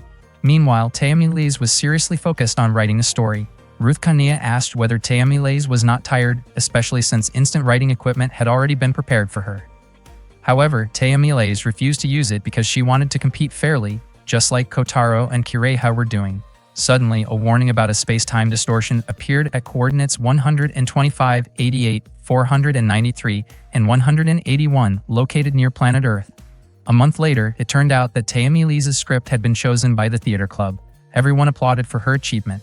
The theater club president praised the story as beautiful, explaining that it told the tale of the Silver Princess and the Blue Knight. Kotaro was shocked that Taemin's script had been selected, especially after he and the others had stayed up all night writing their own stories. Taemin called them amateurs who simply could not understand what she had written. Kurama became curious about why Kotaro and Eureka had grown so close lately. According to Kiriha, it was probably because the two of them had spent many nights writing scripts together. Taya Miles laughed proudly at everyone who had lost, which only irritated Kotaro even more. That day, the school was busy preparing for the Shuhara festival. The story of the Silver Princess and the Blue Knight was already famous throughout the entire Fordorith kingdom. Ruth Konea explained that Princess Alaya of Fordorith had once faced the threat of a coup, and General Rayos, the Blue Knight, protected her as they traveled to visit an old friend in the land of Partamshiha. Kotaro realized that the story really did match the theater club president's taste perfectly. Ruth Konea also mentioned that every woman in Fordorith admired the Blue Knight, and even the queen herself loved the story. Kotaro finally understood why Taya Miles had been so passionate about writing it. Ruth Konea believed that Taya Miles would have been deeply disappointed if her script had not been chosen. Because of that, she wanted Kotaro to support Taya Miles as much as possible, especially considering how strongly Taya Miles admired the Blue Knight. Kotaro assured her that he would help, especially since he had also asked Taya Miles for help before. Ruth Konea thanked Kotaro warmly and called him a genuinely kind person. While choosing the actress for the Silver Princess role, Taya Miles seemed dissatisfied with the candidates because she believed the actress should appear more delicate. The theater club president explained that the Silver Princess needed to be graceful while also carrying the spirit and dignity of royalty. Taya Miles was surprised that the theater club president understood the character so well. Eureka volunteered to play the Silver Princess because she did not want to play the back half of a horse costume where her face would never be seen.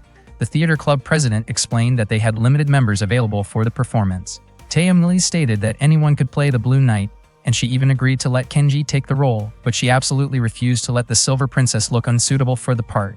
Eureka could not believe they were ignoring her so completely. Kotaro stepped in to help her. He said that he knew someone perfect to play the Silver Princess, but in exchange he wanted Eureka to receive a role where her face could actually be seen. Taya Miles agreed, and the theater club president allowed Eureka to play the villain instead. Eureka happily accepted and declared that she would do her best to act as evil as possible. Taya Miles then asked who Kotaro thought would fit the role of the Silver Princess. Kotaro said he would go bring that person over. Not long afterward, Harumi arrived because Kotaro had called for her earlier. It turned out that the person Kotaro had chosen for the Silver Princess role was Harumi. That evening, Harumi practiced together with Kotaro on the school rooftop. Kotaro praised Harumi's acting, saying it was incredibly good. Harumi was surprised because even though she thought the story itself was wonderful, she still could not fully understand Alaya's feelings as the Silver Princess. Kotaro guessed that it was probably because she did not have someone to act opposite of during practice. He then offered to help Harumi rehearse the dialogue scenes. Kotaro began acting as the Blue Knight, and at that moment, Harumi finally realized that Alaya had feelings for him. From then on, Harumi gradually began to understand both the story and the emotions experienced by the Silver Princess. Her acting became even more natural and heartfelt.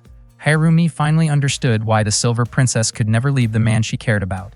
Kotaro himself became completely captivated by Harumi's performance because it felt so genuine and real.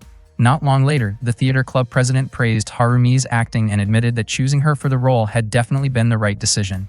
The theater club president said she was truly looking forward to the play and that she was also relying on Kotaro's support. Kotaro replied that he would continue helping Harumi no matter what.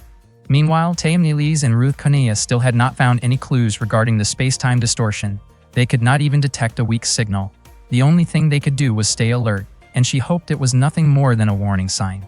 The day before the performance, Kotaro was walking around the school grounds while Sanae encouraged him as usual. Suddenly, a blue mass of light appeared, and Taya Miles emerged from it. She immediately asked Kotaro for help, though she still carried herself with her usual prideful attitude toward him. Kotaro tried to walk away, but Taya Miles stopped him. She said it was better to tell him than to explain the situation to a random passerby. Taya Miles explained that she had been carrying equipment for the play when she tripped and fell. She even said she did not care if Kotaro laughed at her for it. Instead, Kotaro helped her back to her feet. Taya Miles looked surprised because he would normally tease her in a situation like that. Kotaro admitted that he had changed his mind. Usually, Taya Miles caused strange problems, but this time she had been helping everyone, and that was not something worth making fun of. Kotaro even knelt down and asked if she was hurt. Taya Miles suddenly blushed at the way he treated her. She was even startled because Kotaro looked just like the Blue Knight at that moment. Kotaro and Sanae both became confused when Taya Miles suddenly went silent like that. She quickly claimed that she was fine.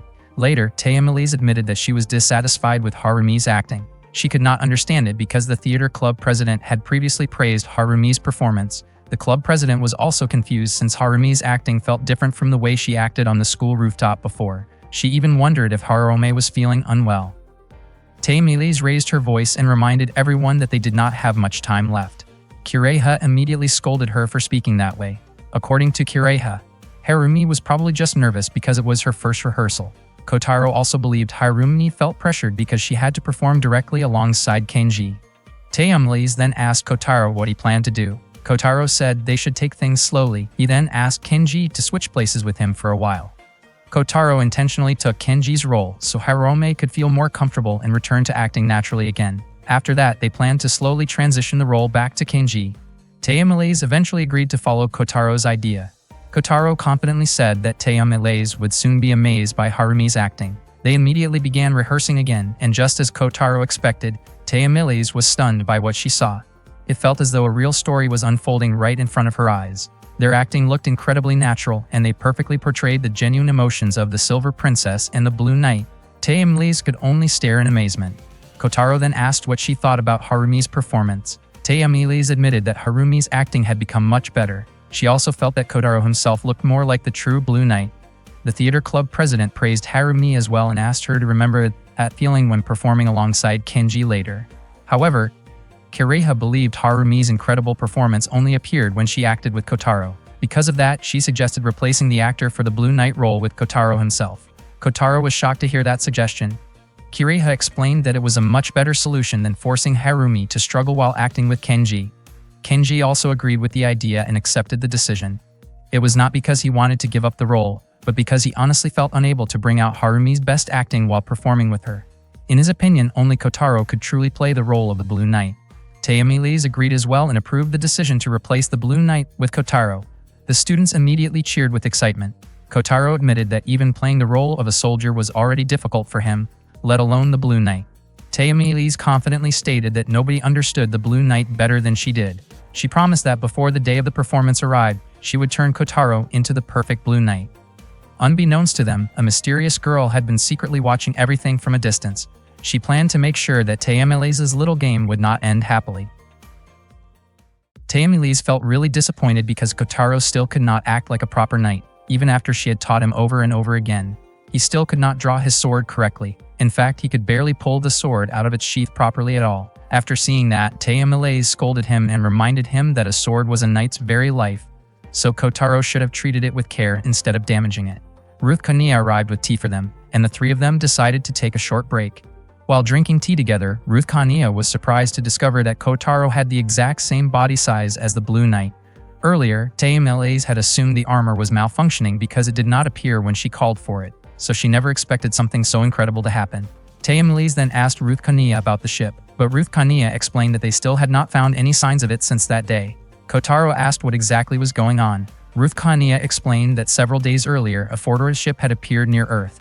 She had detected a space-time distortion when the ship arrived, but she still could not confirm the details. Taeamilis suspected that it was Clariosa, the second queen of the Fordora Galactic Kingdom.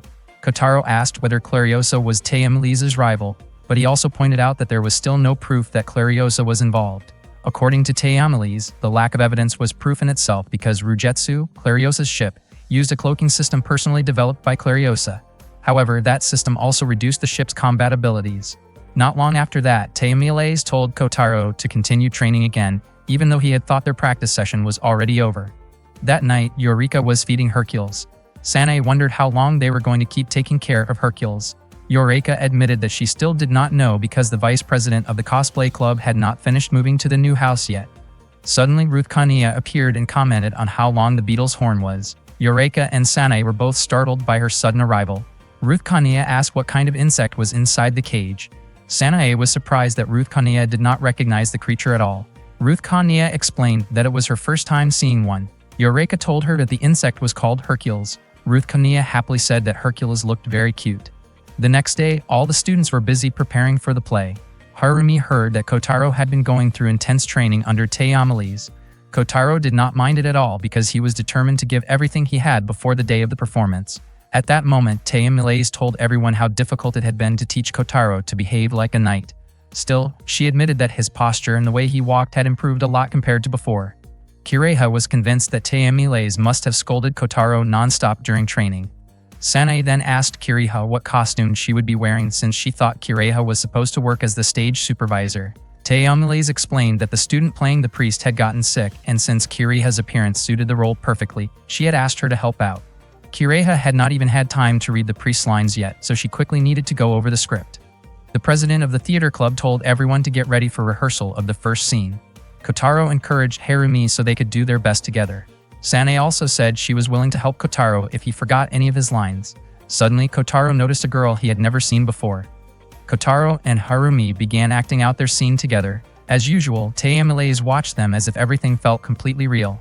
Once again, she experienced the same strange feeling and wondered why the princess protected by the Blue Knight was not herself. While watching Kotaro's performance, Kiriha suddenly remembered hearing those exact same words from someone she once cared deeply about. She became confused about why the words were identical and wondered if they had originally belonged to the Blue Knight. Then something unexpected happened. One of the stage lights above Teomiles suddenly fell. Fortunately, Kotaro reacted immediately and protected her. He quickly asked whether she was hurt. Teomiles was shocked because in that moment, Kotaro looked exactly like the Blue Knight, saving her once again. Kotaro felt relieved after confirming that she was safe, and he helped her back onto her feet. Teomiles noticed that Kotaro had been injured by pieces of the broken light, but Kotaro told her not to worry because it was only a minor scratch. Teomiles said that he had gotten hurt while protecting her. Kotaro calmly replied that it was fine and reminded her that he was not the real Blue Knight like she believed. Even so, Teomiles felt dizzy as she continued seeing Kotaro overlap with the image of the Blue Knight in her mind. Kiriha examined the broken light fixture and became convinced that it was not an accident. That night, Kotaro and the others gathered in the apartment to discuss what had happened. Kotaro believed that Clariosa was targeting Teomiles, and since Clariosa never showed herself openly, it felt like a dangerous game of hide-and-seek. Teomiles thought that behavior was completely unworthy of someone from a royal family. Sanae asked Ruth Khania whether Teomiles and Clariosa were enemies. Ruth Khania admitted that they were, especially because their personalities were complete opposites, and they had even argued with each other many times before. Sanae then remembered when Teomiles once said that she could not afford to lose because of her mother. Kiriha believed that Teomiles needed to prepare a strategy to deal with Clariosa.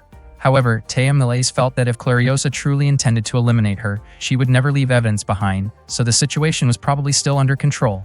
Ruth Khania explained that if the Fort of the Kingdom discovered what had just happened, Clariosa would most likely be removed from the line of succession. Kiriha warned everyone that Clariosa was not an opponent to underestimate. Sanae commented that if Clariosa truly wanted to take down Teomiles, she would probably attack using her ship.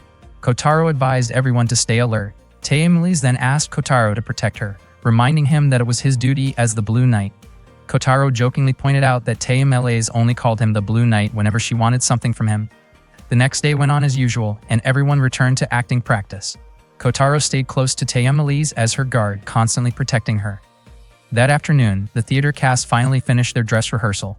The theater club president invited everyone to celebrate and enjoy a party that evening. Kotaro really wanted to join the party with everyone else, but Teomiles stopped him because she wanted him to spend his free time training as a knight instead. Sanae looked disappointed because she had been looking forward to spending time with Kotaro. Kiriha told Sanae not to worry and said that if Kotaro truly hated the training, he would have run away already. Sanae was surprised that Kotaro willingly accepted training from Teomiles. In Sanae's opinion, Kotaro could be a little strange sometimes. While the others enjoyed the party, Teomiles taught Kotaro how to properly draw a sword, pushing him through intense training. At that moment, Harumi noticed the two of them practicing together. She quietly felt that Kotaro never acted that seriously whenever he was around her. Later that night, Eureka returned to the apartment while Ruth Khania was preparing dinner. Ruth Khania asked how the party had gone. Eureka said the party had been really fun, but she needed to come back early to feed Hercules. Ruth Khania then turned on the television and served tea for Eureka. At that moment, the TV program featured a rhinoceros beetle-themed hero show and displayed a close-up of a rhinoceros beetle. The sight immediately made Eureka panic. Ruth Khania became furious after realizing that Hercules was actually a rhinoceros beetle. She instantly tried to chase it away, while Eureka hurriedly grabbed Hercules and ran to protect him from Ruth Khania. Meanwhile, Teomiles continued training Kotaro and admitted that his attitude as a knight had improved a lot. Hearing that praise made Kotaro cheer excitedly, but Teomiles quickly reminded him to behave more like a proper knight. A little while later, they heard dance music coming from the party nearby. It had been a very long time since Teomiles last danced, so Kotaro agreed to let her teach him. As they practiced together, Teomiles became annoyed because Kotaro accidentally stepped on her feet over and over again. Kotaro admitted that dancing was much harder than he expected. Even though Teomiles kept scolding him, he still continued practicing with her. Soon after, Shizuka, Sanae, and Kireha arrived to watch them. Sanae was shocked because she thought Kotaro would have become bored with the training by now. Kireha thanked Kurama and Kurama for watching over the two of them and asked whether anyone had entered while she was gone. Kurama and Kurama replied that only Harumi had stopped by briefly before leaving again. Kireha told them to stay alert. Shizuka finally understood that Tayamulaze was caught in a complicated family conflict, and she realized just how difficult the life of a princess could be. Suddenly, Eureka rushed over and begged everyone for help. Sanae asked why she looked so panicked. Eureka explained that Ruth Kania had discovered Hercules was a rhinoceros beetle and immediately chased after her with a terrifying expression. Sanae was shocked and wondered how Ruth Kania found out the truth. Kireha told Eureka to hide first, while Shizuka directed her to a room near the stage. As Ruth Kania came running closer, Eureka quickly hid herself away. Shizuka and Sanae tried asking why Ruth Kania had suddenly come to the school. Still overwhelmed with emotion, Ruth Kania headed straight toward the room's door, making Sanae nervous. Kireha noticed that Ruth Kania was so upset that she was barely paying attention to anyone around her. Then suddenly, Ruth Kania spotted Tayamulaze and Kotaro dancing together. The moment she saw them, all of her anger instantly disappeared. She even looked confused about why she had come to the school carrying that bat in the first place.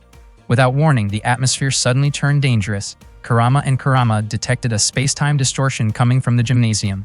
Kireha immediately informed Tayamulaze and Kotaro that an enemy had arrived. Clariosa then appeared right in front of Tayamulaze. Kotaro finally realized that Clariosa was the mysterious girl he had seen before. Tayamulaze was shocked that Clariosa had decided to attack openly using a weapon. Ruth Kania explained that if Clariosa used weapons created from materials found on Earth, the Fordorita Kingdom would not be able to interfere. Kotaro felt that something about the situation seemed strange. He questioned why Clariosa suddenly appeared now after staying hidden for so long, and why she would risk exposing herself just to knock down a light fixture earlier. He started to suspect that there was another reason behind Clariosa's actions and that she wanted Tayamulaze to respond in a certain way. As Clariosa activated her weapon, Ruth Kania prepared to counterattack with even greater power. However, Kotaro suddenly stepped in and stopped her. He warned Tayamulaze that Clariosa was deliberately trying to force her into bringing out her own weapon. Tayamulaze did not fully understand what Kotaro meant, but Kotaro asked her to trust him.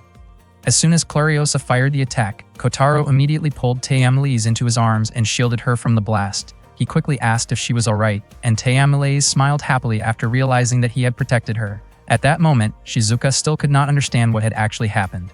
Ruth Kania explained that Clariosa had likely done something to force Tayamulaze to draw her weapon, which caused the explosion. According to Kotaro, Clariosa had not come only to bring down the lights. She had also prepared explosives beforehand. Clariosa grew frustrated and refused to let Kotaro ruin her plan so easily. She moved to attack him, but Sanae, along with Kurama and Kurama, stepped forward to protect him. Even so, Kotaro told them to focus on protecting Tayamulaze instead. Tayamulaze warned him about the danger of fighting alone, but Kotaro calmly replied that a battlefield was where a knight belonged, and that a princess should not be involved in such danger. He asked Tayamulaze to trust him because he was her knight. Tayamulaze was genuinely surprised to hear Kotaro declare himself as her knight. At that moment, Kotaro charged straight toward Clariosa to confront her. Clariosa laughed at the sight of the imitation blue knight standing before her. Kotaro swung his sword at Clariosa, while she immediately raised a shield wall to protect herself. She believed there was no way Kotaro could do anything with a dull sword like that. However, to her shock, the shield wall slowly began to crack apart. Clariosa could not believe that someone like Kotaro possessed real Signalton power. Sanae pointed out that the glow from the sword was exactly the same as what she had seen before. Tayamulaze started wondering if Kotaro truly might be the Blue Knight because the sword should not have possessed that much power otherwise. Frustrated, Clariosa tried to fire her weapon at Kotaro. Before she could act, Sanae suddenly distracted her and disrupted her stance, while Shizuka became oddly focused on the cat design on Clariosa's outfit. Taking advantage of the opening, Kotaro immediately swung his sword and sliced through Clariosa's weapon, destroying it completely. Clariosa could not believe that someone she considered an outdated existence had managed to defeat her, the one known as Schweiger of the Moon. Kotaro calmly told her to give up since the outcome had already been decided. Refusing to back down, Clariosa ordered her support tool, Rugetsu, to attack Kotaro instead. Tayamulaze shouted for Kotaro to dodge, but Clariosa had already commanded Rugetsu to eliminate him completely. Not long afterward, Kurama and Kurama arrived carrying the explosives that Clariosa had prepared earlier. Kireha told Clariosa that she should fear her own weapons instead. Kurama and Kurama immediately detonated the explosives, but Clariosa had already escaped beforehand. Kireha asked whether they should chase after her, but Tayamulaze felt it would only waste time. Instead, she praised Kotaro for everything he had done. Kotaro apologized for destroying the sword, yet Tayamilaise was not angry at all. He found that surprising, since she had once said that a sword was the very life of a knight. Tayamilaise explained that a sword was merely the symbol of a knight's oath. What truly mattered was protecting the oath itself, not the sword. She could not believe Kotaro still failed to understand something so important. In the end, Tayamilaise decided that she would personally train Kotaro to become a real knight, and Kotaro found himself completely unable to refuse her decision. Meanwhile, Clariosa was preparing to detonate another weapon inside the gymnasium. Suddenly, Eureka crashed into her, and Eureka used her powers to make it appear as though nothing unusual had happened at all. The following day, the Shuharu Festival finally began. The festival proceeded smoothly without any major problems, and Clariosa eventually returned to where she came from. That night, Tayamilaise and Ruth Kanea visited Kotaro's room to officially grant him the title of knight, naming him Tayamilaise's Blue Knight. One night, a witch named Maki was practicing her floating magic. She felt relieved because her body had finally recovered. She was convinced that Eureka had been waiting for their battle, and she believed it would not be long before Eureka experienced fear and despair now that Maki had returned to settle the score with her. The next morning, Eureka explained to the cosplay club members that she was not actually a cosplayer, but a real magical girl. The president of the cosplay club praised Eureka for standing firmly by her beliefs. Kotaro even commented that Eureka had always been like that. Eureka told Kotaro that room 106 of Corona House was being targeted by evil witches and that she was there to stop them. Kotaro immediately apologized to everyone for Eureka's statement. Eureka could not understand why Kotaro still refused to believe her. The cosplay club members soon left, while Eureka continued wondering how she could possibly convince them. Kotaro told Eureka not to worry because, to him, she was the greatest cosplayer in the world. That morning, their teacher announced that a transfer student would be joining their class. The new student introduced herself in front of everyone, and her name was Maki. Eureka was shocked the moment she saw her and immediately hugged her. Even Maki was surprised by Eureka's reaction. Innocently, Eureka explained to Kotaro that Maki was an evil witch who was targeting her apartment room. She also revealed that Maki belonged to the Dark Rainbow, also known as the Dark Magical Girls. During break time, Kotaro sat together with Eureka and Sanae behind the school building. Sanae could not believe that someone like Eureka actually attended their school. Eureka wondered why the two of them still refused to believe her, and she firmly stated that Maki was not their friend but their enemy. Eureka explained that the Dark Magical Girls were highly skilled at magic that could influence people's hearts. Sanae still paid no attention to anything Eureka said, and Kotaro asked Eureka not to take Sanae's comments personally. Kotaro found it unbelievable that the people around him included aliens, underground princesses, and even ghosts. At the very least, he thought Eureka seemed like the only normal person around him, even if her hobbies were unusual. Eureka immediately asked if Kotaro considered her abnormal.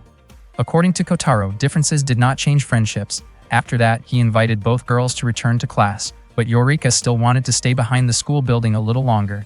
Kotaro reminded her not to be late for class. Suddenly, Maki appeared and asked Eureka whether Kotaro was the person living at the magical energy hotspot. Maki also asked if Eureka truly believed she could protect both Kotaro and that room. Eureka realized that Maki had come to challenge her. Maki did not deny it. According to her, their conflict had already been decided 100 years ago. The wounds Nana, the Rainbow Witch and Eureka's predecessor, had inflicted on her 8 months earlier had already healed. Now, Maki believed she only needed to defeat an inexperienced witch like Eureka, and she was certain she would not lose.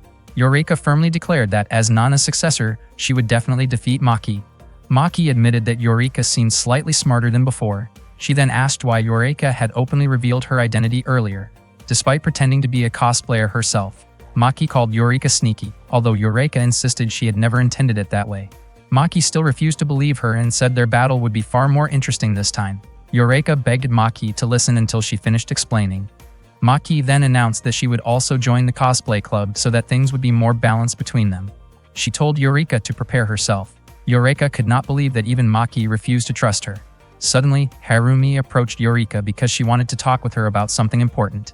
After school, Harumi invited Eureka to a cafe.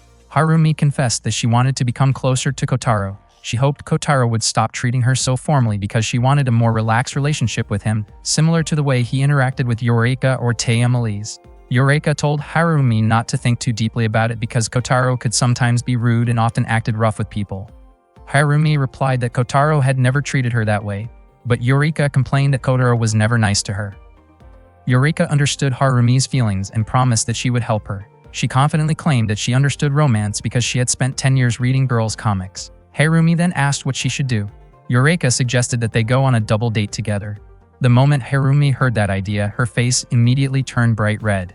That evening, Eureka returned to Corona House. She finally realized that Harumi truly had feelings for Kotaro. Suddenly, Eureka remembered that she still had to face Maki now that the witch had appeared again. Eureka felt uncertain about whether she could win or not. Even so, she knew she had to fight, especially after Nana had risked her life to help her. Eureka encouraged herself and tried to stay positive. As soon as she arrived in front of the apartment building, she heard Kotaro and the others holding a welcome party for Maki. Eureka quickly walked in and asked why Kotaro had brought Maki to the apartment. Kotaro replied that there should not be any problem with welcoming a new student. Eureka firmly reminded everyone that Maki was a magician targeting that room, and if they let her enter so easily, she could gather information about the place without any trouble. Unfortunately, everyone still thought Eureka was just talking about cosplay.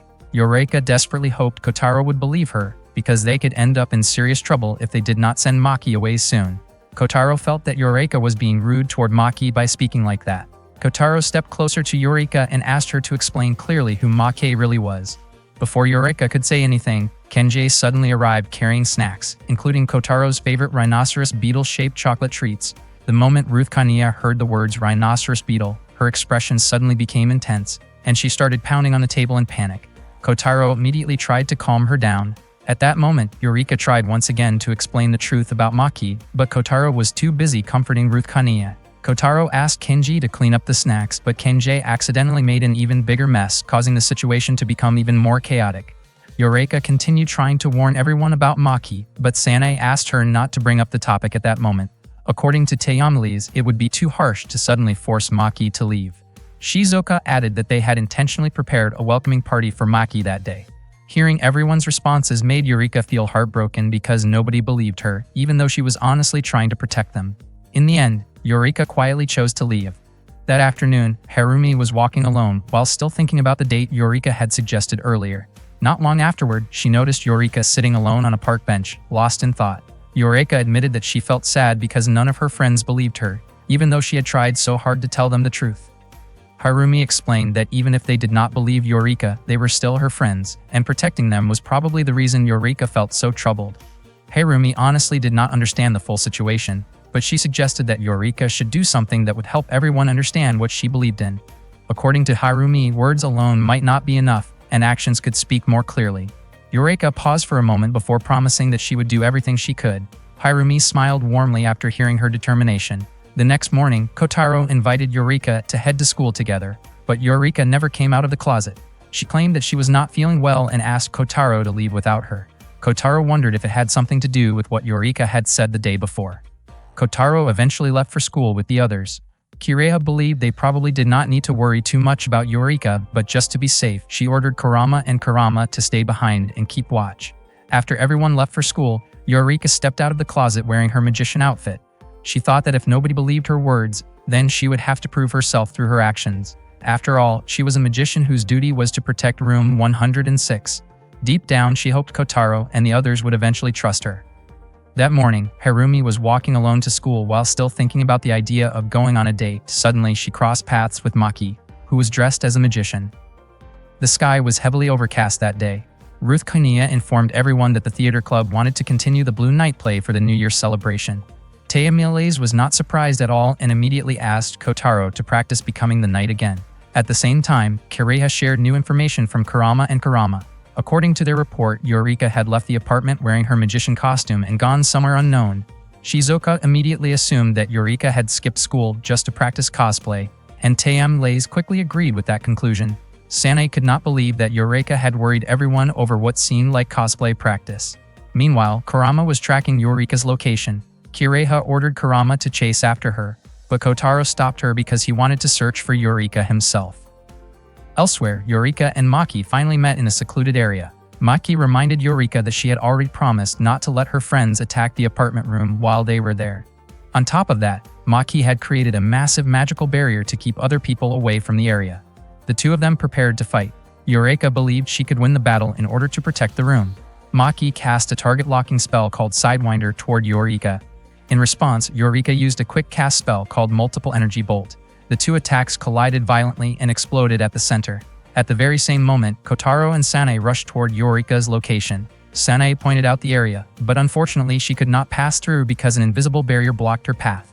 Sanae explained to Kotaro that an unseen wall was stopping her from getting through, and then she quickly pulled him inside. At that moment, Kotaro finally realized that Eureka was not just an ordinary cosplayer. Meanwhile, Eureka and Maki continued exchanging magical attacks. Suddenly, Maki disappeared from Eureka's sight and quickly reappeared behind her, striking unexpectedly and sending Eureka crashing backward. Maki then revealed that her magic specialized in controlling hearts and minds, allowing her to temporarily erase a person's memories. Eureka refused to give up in her fight against Maki because she wanted to protect the residents of Room 106 and earn their trust.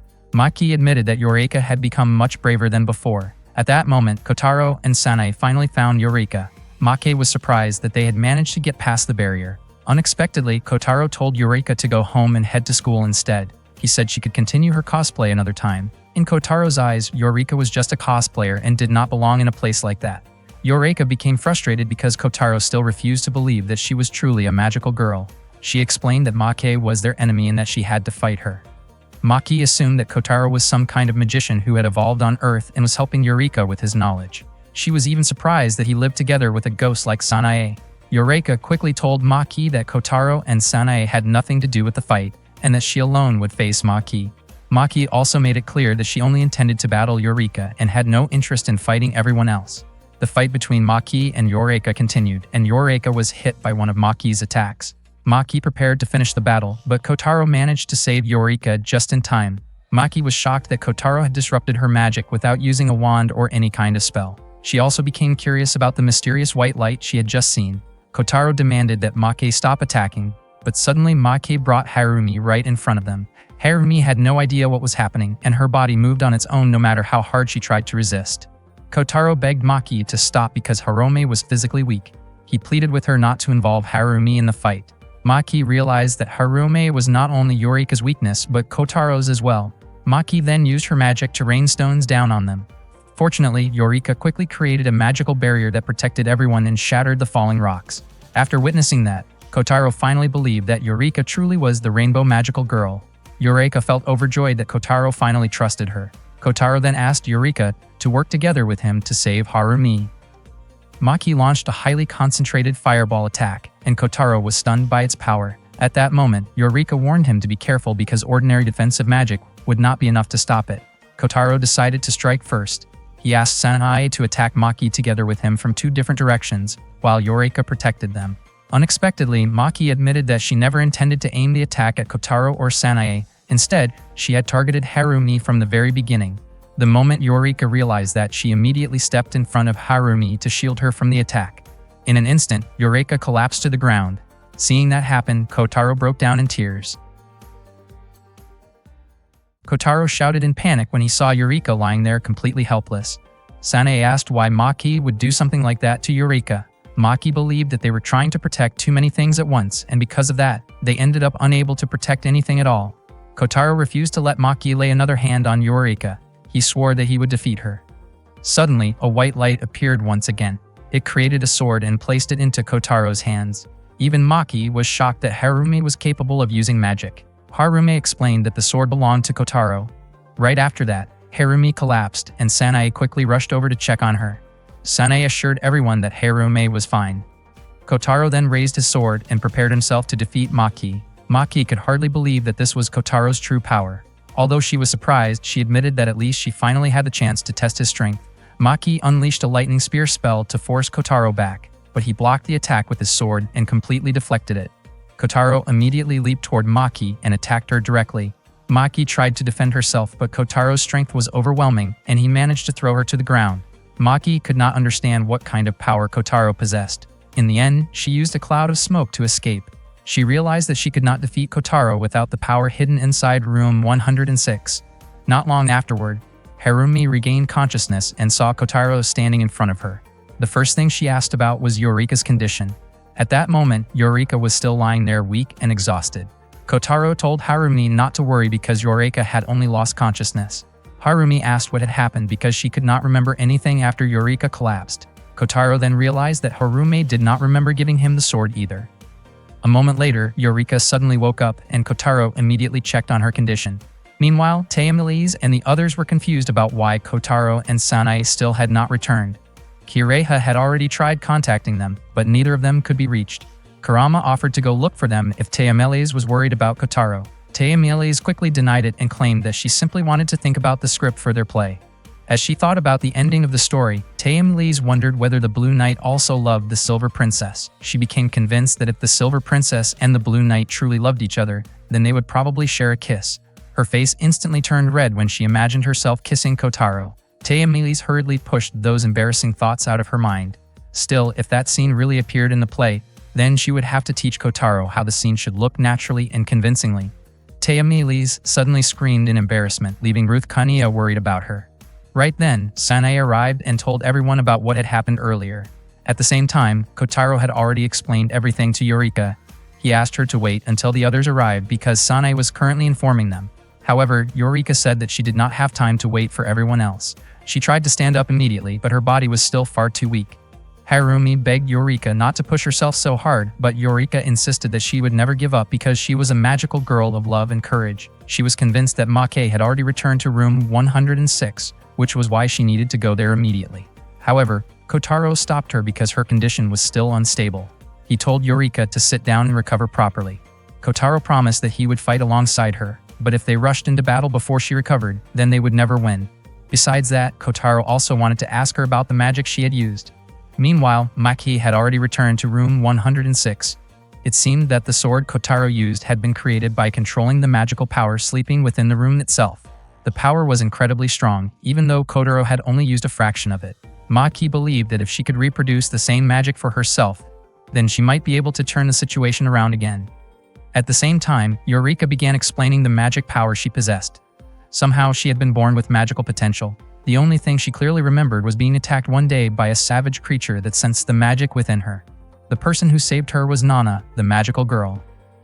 To Eureka, Nana was the person who saved her life. Eureka desperately wanted to repay everything Nana had done for her, so she started helping out at Nana's place. Even though Nana never allowed her to fight, Eureka still helped by handling cooking duties and gathering magical materials.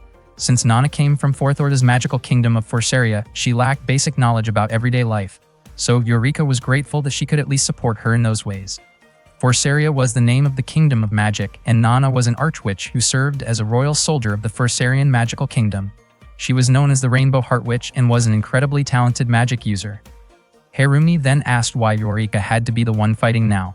It turned out that Nana had lost her magic because of Eureka. 8 months earlier, Eureka had been taken hostage by Maki and her allies, who were known as the Rainbow Darkness Witches. Nana suffered severe injuries while protecting Eureka. In order to defeat Maki and the others, Nana used every last bit of magic she had. Kotaro finally understood that this was why Eureka had taken Nana's place. The outfit and staff Eureka used had originally belonged to Nana, and now Eureka carried the responsibility of continuing the work Nana could no longer do.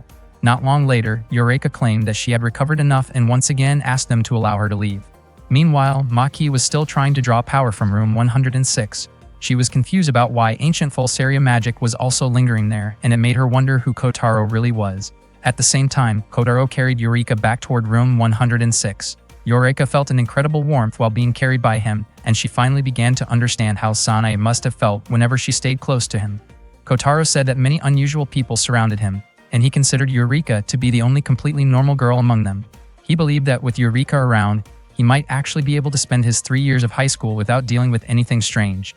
He honestly admitted that all he had wanted was for Eureka to remain an ordinary classmate, someone with slightly unique hobbies, but still just a normal friend from class. In his opinion, Eureka was not suited for fighting. Kotaro also admitted that he had been wrong for not trusting her. Eureka smiled and said that she did not mind being treated like a cosplayer for more than half a year. Suddenly, Kotaro's phone rang. It was Taemelise asking where he was. At that moment, Maki had finally succeeded in absorbing the magical energy inside room 106. Even though the amount was small, it was high-level magic. With that power, she believed Kotaro's magic would no longer affect her. Maki became confident that she could defeat him. Just then, Kotaro burst into the room and immediately tried to attack Maki, but she quickly dodged. Maki asked whether they really intended to fight inside the room. She then leaped outside and flew upward while Kotaro instantly chased after her. Maki launched an attack toward Kotaro, but he managed to block it. Maki admitted that Kotaro was far more capable than she expected. Maki then created a magic circle and attacked him again, but fortunately Eureka managed to stop the attack. Kotaro came at Maki from above, putting her under serious pressure. Eureka cast a fire enchantment on Kotaro, allowing him to continue attacking, but she warned him to stay careful because Maki's staff was dangerous. Even the slightest contact could cause someone to lose several seconds of memory. Kotaro was shocked to hear that and immediately started keeping his distance from Maki. Eureka then used the spell Extend Length 4 times to reach Maki from farther away. While Maki struggled to avoid the attack, Kotaro rushed in and kicked her. However, Maki trapped Kotaro with her own power. Eureka urgently told Kotaro to run because Maki was controlling the magic from room 106. According to Maki, it was already too late for him to escape. She created a spear of light magic and launched it toward him. Eureka quickly deployed a massive magical barrier in midair, but unfortunately the shield could not withstand Maki's power. Eureka collapsed, weakened from the impact. Maki was surprised that Kotaro had still survived. Eureka pleaded with Kotaro to run because she did not want him getting seriously hurt. Maki aimed her magical spear at them once more, but fortunately Kureha arrived together with Kurama and Kurama. They blocked the attack using the area editor. The magical spear exploded in the air, making Maki even more frustrated, especially after the others also arrived to help Eureka. Eureka felt relieved and happy to see everyone there. Maki could not understand how they managed to arrive. It turned out that Eureka had created a small opening in the barrier Maki had set up earlier. Eureka then asked Maki to surrender. Maki said they were nothing more than a group of weird people gathered together.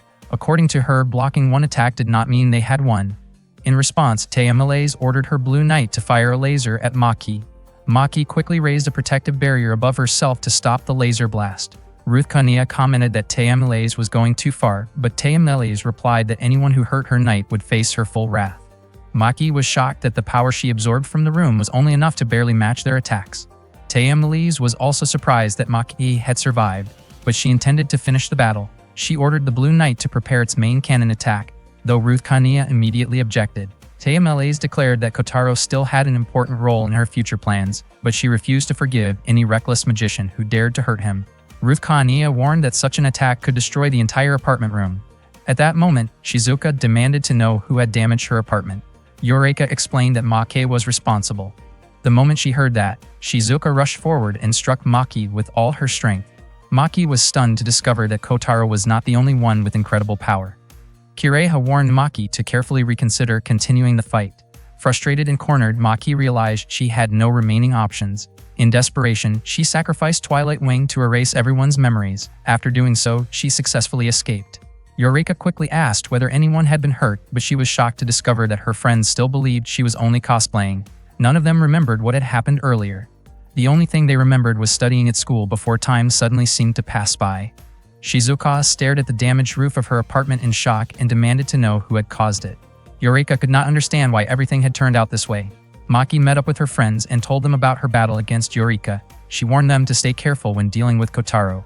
The purple magician explained that they had already analyzed several spells connected to the room and had learned more about their enemies' abilities. She praised Maki for handling the fight so well even before the others had taken action. Maki admitted that she had sacrificed the Twilight Wing in exchange for their memories. The purple magician relied heavily on Maki to gather information about their opponents. After Maki's friends left, she became convinced that she would be the one to defeat Kotaro with her own hands. The next day, Kotaro and Harumi went to the aquarium together. Kotaro laughed when he saw Harumi nervously holding a sea urchin. Meanwhile, Kenji and Eureka tagged along to keep them company during their date. Kenji commented that Kotaro and Harumi acted just like little kids. Eureka felt relieved and happy that Harumi had finally managed to ask Kotaro out, and she noticed that the atmosphere between them seemed different now. Later that afternoon, Kotaro asked Eureka what was wrong because she had been looking upset for quite a while. Eureka explained that she once had a friend who finally understood her, but that understanding had somehow faded away. Kotaro believed that situation must have been painful for her. Eureka then asked what Kotaro would think if she truly were a magical girl, and how she should tell him about it. Kotaro replied that Eureka probably did not need to do anything special. Recently, he had been wondering whether Eureka was simply into cosplay or if she really was a magical girl, but honestly, neither possibility bothered him. Eureka felt confused hearing that because she had been telling the truth the entire time. Kotaro laughed and admitted that he actually did believe her, especially because Eureka had once protected Harumi and ended up hurting herself in the process. To Kotaro, no matter what Eureka truly was, the fact that she helped other people proved that she was a good person. He believed it was rare to find someone willing to risk herself for others, whether that person was a magical girl or just a cosplayer.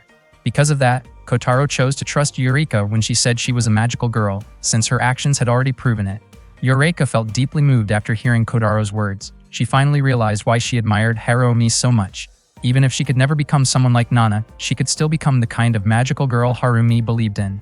Kotaro admitted that he worried about Eureka whenever she used magic, and part of him thought life might be easier if she were simply an ordinary cosplayer.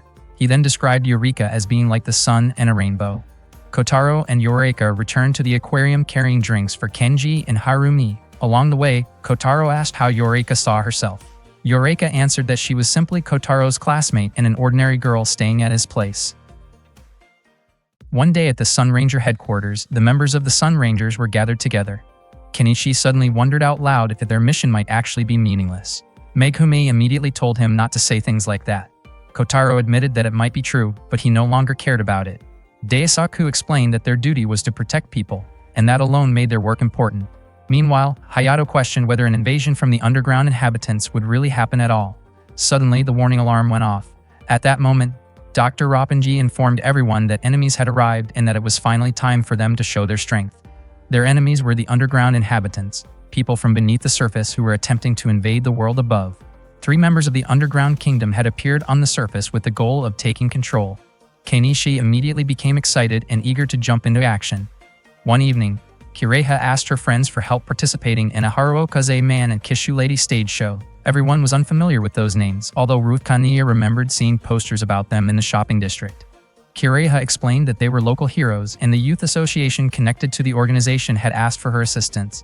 Kotaro asked if Kireha personally knew anyone there. Kireha replied that she was helping with the hero show, and because of that, she wanted everyone to take part as performers the following week. Kotaro was shocked to hear that. Kireha explained that the request from the youth association had come very suddenly, so she had been asked to invite friends with acting experience to join the performance. Kotaro found that strange since they had only acted once during the cultural festival. Sanae even pointed out that their acting experience had not been very impressive. According to Kireha, making children happy was much more important than delivering a perfect performance, and Kotaro agreed with her opinion. Taya Miles felt very confident about the task. She believed it was a great opportunity, especially because it would allow her to continue training Kotaro.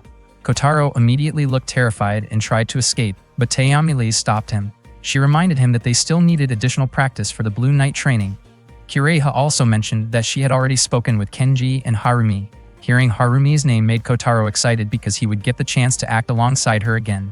The weekend finally arrived and the Haruokaze Man Hero Show was about to begin. The event was part of Haruokaze Kindergarten's anniversary celebration. The host guided the kindergarten children and encouraged them to call for their hero, Haruokaze Man. The first scene featured Taya Miles, Kotaro, and Kireha appearing as demons from the underground kingdom who claimed they had defeated Haruokaze Man. The children immediately shouted that there was no way Haruokaze Man could lose to them.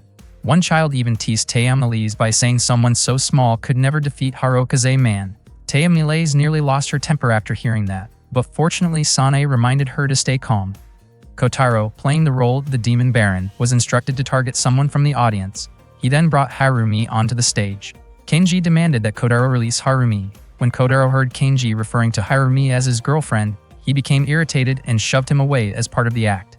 After the Demon Baron kidnapped the sweet young lady, he called for Jet the Black King, who was being played by Eureka. Eureka quietly wondered why she always ended up playing the role of a horse. The Demon Baron then ordered Jet to carry them to the wedding altar. One of the kindergarten children became confused about why the girl seemed happy to go along with the villain. Some of the children innocently commented that girls sometimes liked mischievous boys. The event host then asked the audience whether Haruokaze Man would be able to rescue the girl. According to the script, the hero was supposed to appear after a burst of white smoke. However, something seemed to have gone wrong because he had still not arrived. Kireha started to feel that something was unusual. The kindergarten children began growing restless and repeatedly asked where Haruokaze Man was. In response, Harumi decided to improvise. She cried out for help, while Kotaro laughed confidently as the Demon Baron, certain that nobody would come to rescue her. Suddenly, 5 Red Sun Rangers appeared and prepared themselves to fight the Demon Baron. Everyone watching was shocked by their sudden arrival. Kotaro could not understand what the 5 identical Red Rangers were doing there. He immediately scolded them, pointing out that a ranger team was not supposed to have members wearing the same color. He then chased them off the stage and called them amateurs. Meanwhile, the host continued guiding the performance while the kindergarten children started looking disappointed with the identical ranger costumes. One of the rangers explained to Kotaro that they all wore the same outfit because of budget limitations. Staying in character as the Demon Baron, Kotaro asked the audience if those were truly the heroes they had called for. The children loudly answered in unison that those rangers were not their heroes at all. Their real hero was Harukaze Man. After the children repeatedly called out Harukaze Man's name, thick white smoke suddenly filled the center of the stage. From within the smoke appeared the pair of heroes everyone had been waiting for, Harukaze Man and Kishu Lady. The Demon Baron immediately approached the heroic duo. At that moment, the 5 Red Rangers finally realized that everything around them was only part of a hero stage performance. Apparently, they had mistaken the situation for a real underground invasion. One of the Red Rangers, Megumi, became completely fascinated by the actor playing the Demon Baron. After the show ended, Kotaro returned the costume he had been wearing. Around the same time, a kindergarten girl named Yachan approached Kiriha and excitedly talked about how amazing Harukaze Man had been. Kiriha felt relieved seeing how happy Yachan looked and how much she had enjoyed the performance. Kiriha then asked why Yachan was by herself, and it turned out that her parents were busy taking care of their shop. Since Kiriha also needed to head to the shopping district, she offered to walk Yachan home along the way. Before leaving, Kiriha asked Kotaro to pass along her thanks to the others. Meanwhile, the rest of the group had gathered backstage. Shizuka explained that they had been delayed because part of the Kishu Lady costume had been torn. The actor playing Harukaze Man apologized for the trouble earlier. Harumi said it was not a big issue, and thankfully everyone had acted quickly enough to handle the situation smoothly. Kenji then asked whether the 5 Rangers had been members of the local youth association, but the actor playing Harukaze Man assumed they were friends of Kiriha. Taya mentioned that even Kiriha herself did not know why the 5 Rangers had appeared. Ruth Kania wondered if they might have been members of a cosplay club. According to Yorika, if they really had belonged to a club, their costumes would probably have looked different.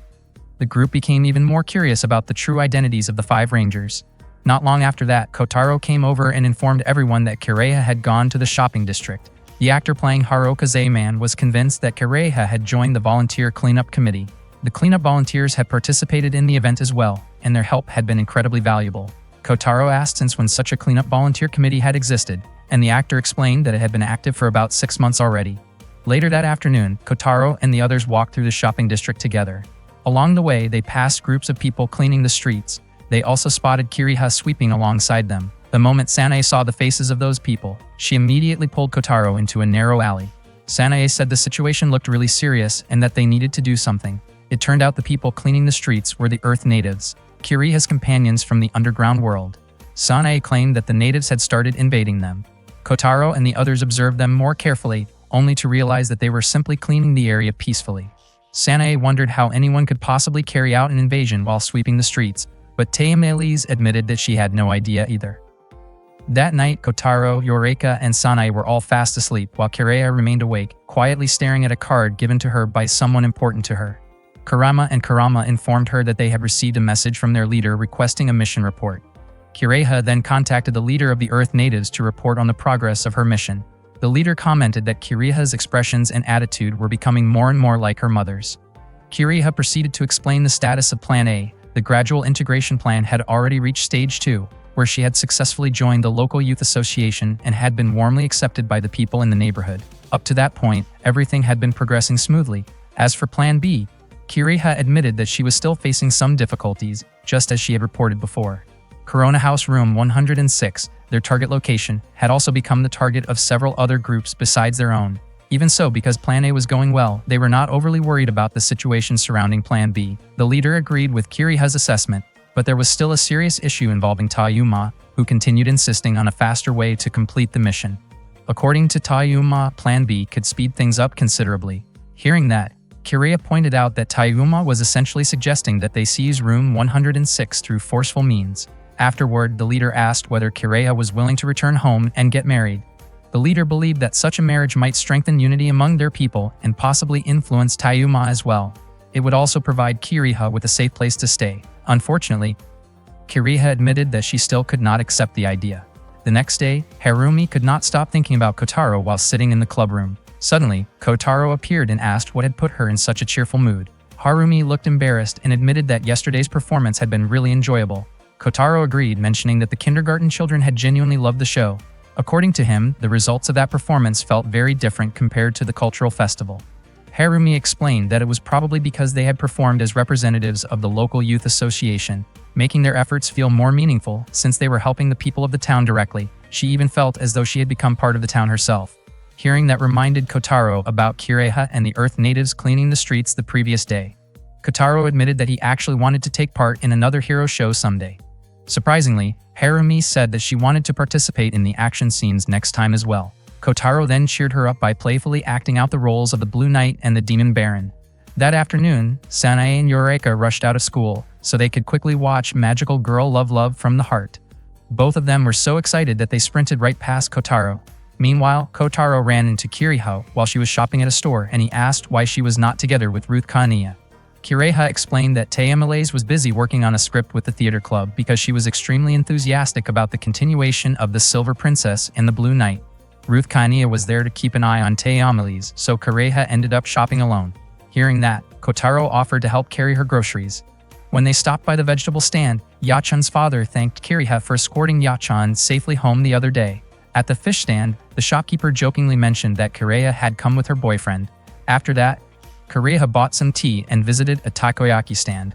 The owner thanked her for helping clean up before, and in return, he gave her some takoyaki. Once they finished shopping, Kiriha and Kotaro sat together on a park bench and talked for a while. Kotaro admitted that there was something he wanted to ask her. He had been wondering if Kiriha had really come to the surface to carry out an invasion. Kiriha asked why he would suddenly think something like that. Kotaro explained that she had helped with cleaning the previous day and had also assisted with the hero show. To him, it felt more like she was trying to become part of the town itself. Kotaro said he had kept thinking about it, and after a while, everything started to make sense. In his opinion, Kiriha was simply too kind for someone planning an invasion. Kiriha responded by pointing out that it could also mean she was trying to gain his trust.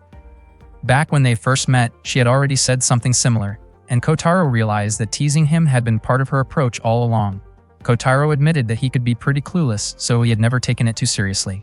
Then Kotaro wondered aloud if maybe Kiriha actually did not want him to trust her. Hearing that question caught Kiriha off guard. A moment later, she suddenly asked him to make time for her the next day because she wanted to take him somewhere. The next day, before they left, Kiriha prepared the clothes and equipment Kotaro would need. Their friends reminded them to be careful while they were out. As soon as Kiriha and Kotaro left, everyone immediately started talking about them. They suspected the two of them were going on a date, and Shizuoka could not even remember when Kiriha and Kotaro had become so close. Eureka insisted that this situation could not be ignored because, in her opinion, Kotaro should have been spending time with Harumi instead. Sanae was convinced that Kiriha must have been planning something, while Taemalaise asked Ruth Kaniya to track Kiriha's location. It turned out that Kiriha and Kotaro were heading toward the train station. The others quickly prepared to follow them, although Shizuoka could not come because she had work to do. Soon afterward, Taemalaise, Ruth Kaniya, Eureka, and Sanae all headed to the station to tail Kiriha and Kotaro. At the same time, the Sun Rangers were gathered at their base. Kotaro still looked confused because the detection device had confirmed the presence of underground inhabitants. Daisaku explained that the machine used movement detection technology, so there was always a chance it could malfunction. Kenichi, however, had started doubting whether the underground inhabitants were really planning to attack the surface. Daisaku felt that Kenichi might have been losing his determination, and he told him that he should try absorbing some positive energy from Megumi instead. Meanwhile, Megumi still could not stop thinking about how handsome the actor playing the Demon Baron had been. She found herself wishing she could see his dramatic performance again. Suddenly, another emergency alert appeared. Dr. Roppongi informed everyone that the signal this time was much stronger than before, making it highly likely that the underground inhabitants were truly preparing to launch an attack on the surface. When Kiriha was little, someone once took her to the amusement park Haruke Land. Now, years later, she invited Kotaro to visit the same place with her, and according to her, it felt a little different compared to before. Kotaro asked if she had been there before. Kiriha explained that she had visited the park around 10 years earlier. After that, she invited Kotaro to enjoy the rides together.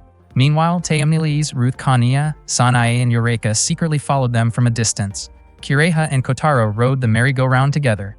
Kiriha mentioned that the carousel still looked exactly the same as it did in the past. Kotaro then asked whether it was really fine for Kurama and Kurama to appear openly like that. Kiriha explained that she had given them permission to relax for the day. She was confident nobody would notice them there. Afterward, they rode the roller coaster and many other attractions. At the same time, Taemalaise and the others continued watching them from afar. Later, Kiriha invited Kotaro to watch a movie together. Kotaro commented that it looked like a film made for children, but Kiriha admitted that she had really wanted to see it. Kotaro said he did not mind, and the two of them headed straight to the theater. Taemalaise and the others kept monitoring them. Yoreka became suspicious and assumed Kiriha and Kotaro were probably using the dark theater as an excuse to spend private time together. Sanae thought that was way too much and wondered if they should enter the theater too. However, Taemile stopped her because she planned to use her scouting bees to observe from inside instead. Suddenly, they realized Ruth Kania had disappeared, even though she had been standing with them just moments earlier. Yoreka suddenly screamed in surprise after spotting a poster featuring the Rhinoceros Beetle Night Show. At that very moment, the live performance was already underway. Out of nowhere, Ruth Kania appeared carrying an insect swatter and began chasing after the beetle heroes one by one in a chaotic scene. One of the beetle heroes, played by Shizuka, quickly stepped in to stop her. Shizuka was confused about why Ruth Kania had suddenly shown up there and worried that the disturbance might interfere with the performance. In the end, Shizuka had no choice but to confront Ruth Kania and calm the situation down. Meanwhile, Kotaro and Kiriha had finished watching the movie. Kotaro admitted that the film had actually been pretty entertaining, and they had even received some cool souvenirs afterward. Inside the package was a hero card identical to the one Kiriha owned. Kotaro remembered Kiriha once saying that the card had been a gift from someone very special to her. He then asked if that meant the person Kiriha cared about had been the one who brought her to the amusement park 10 years ago. Kiriha simply smiled before inviting Kotaro to the next attraction. When Kiriha saw the Naganumon Lala ride, it reminded her of the time she rode it together with that special person.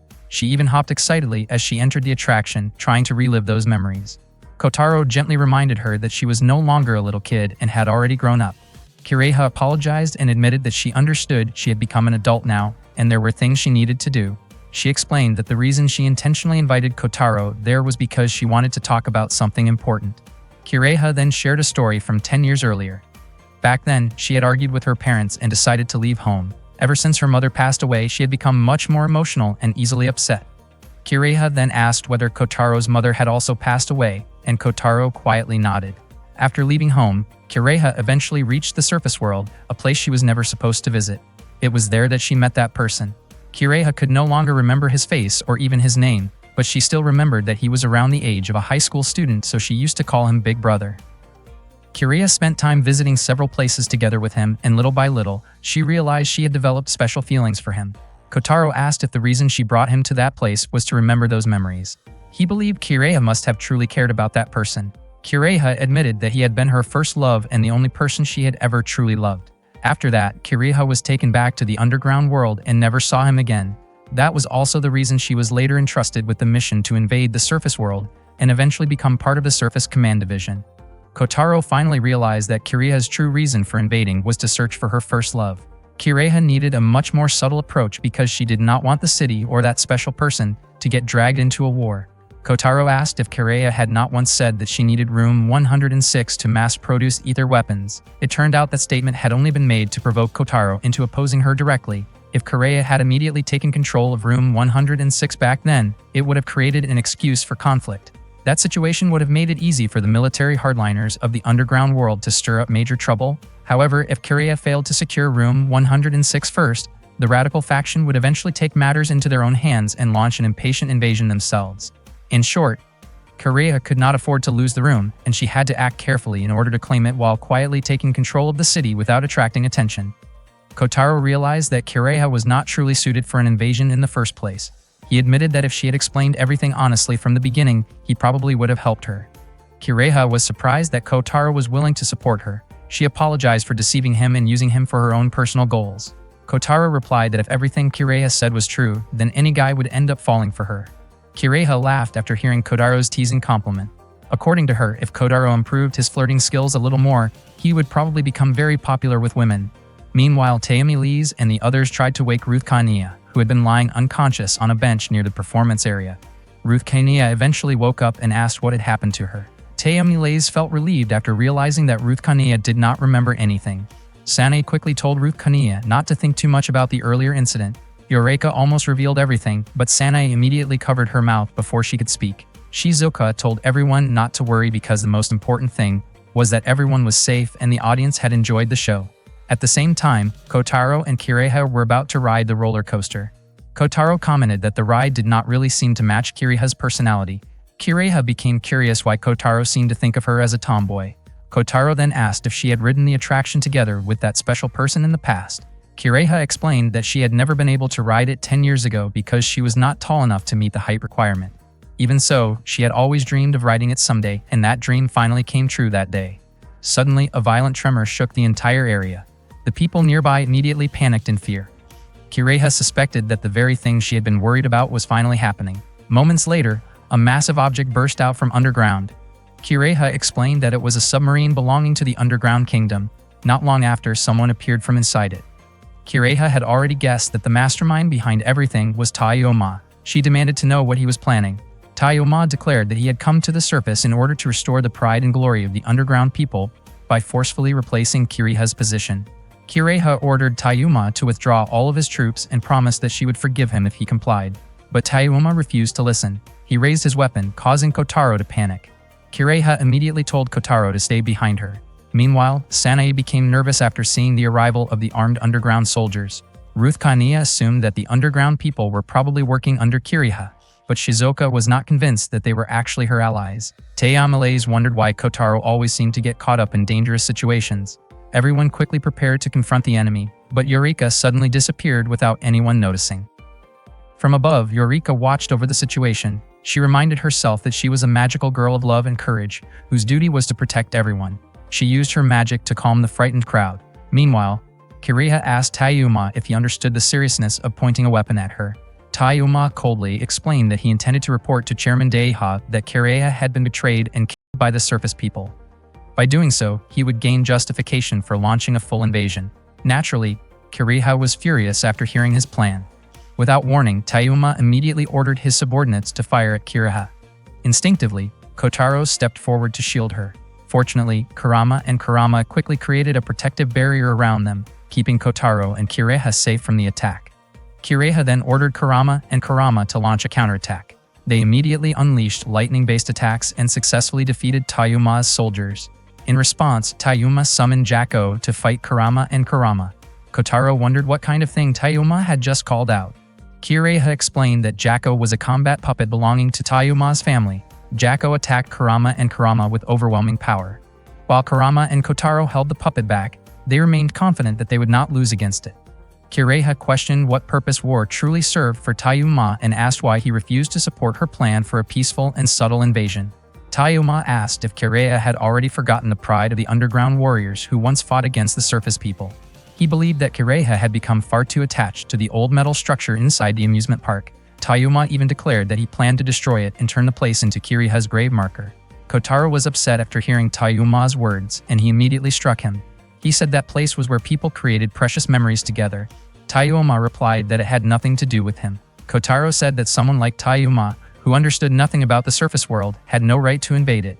He explained that Kiraiha understood those feelings well, which was why she had become one with the town.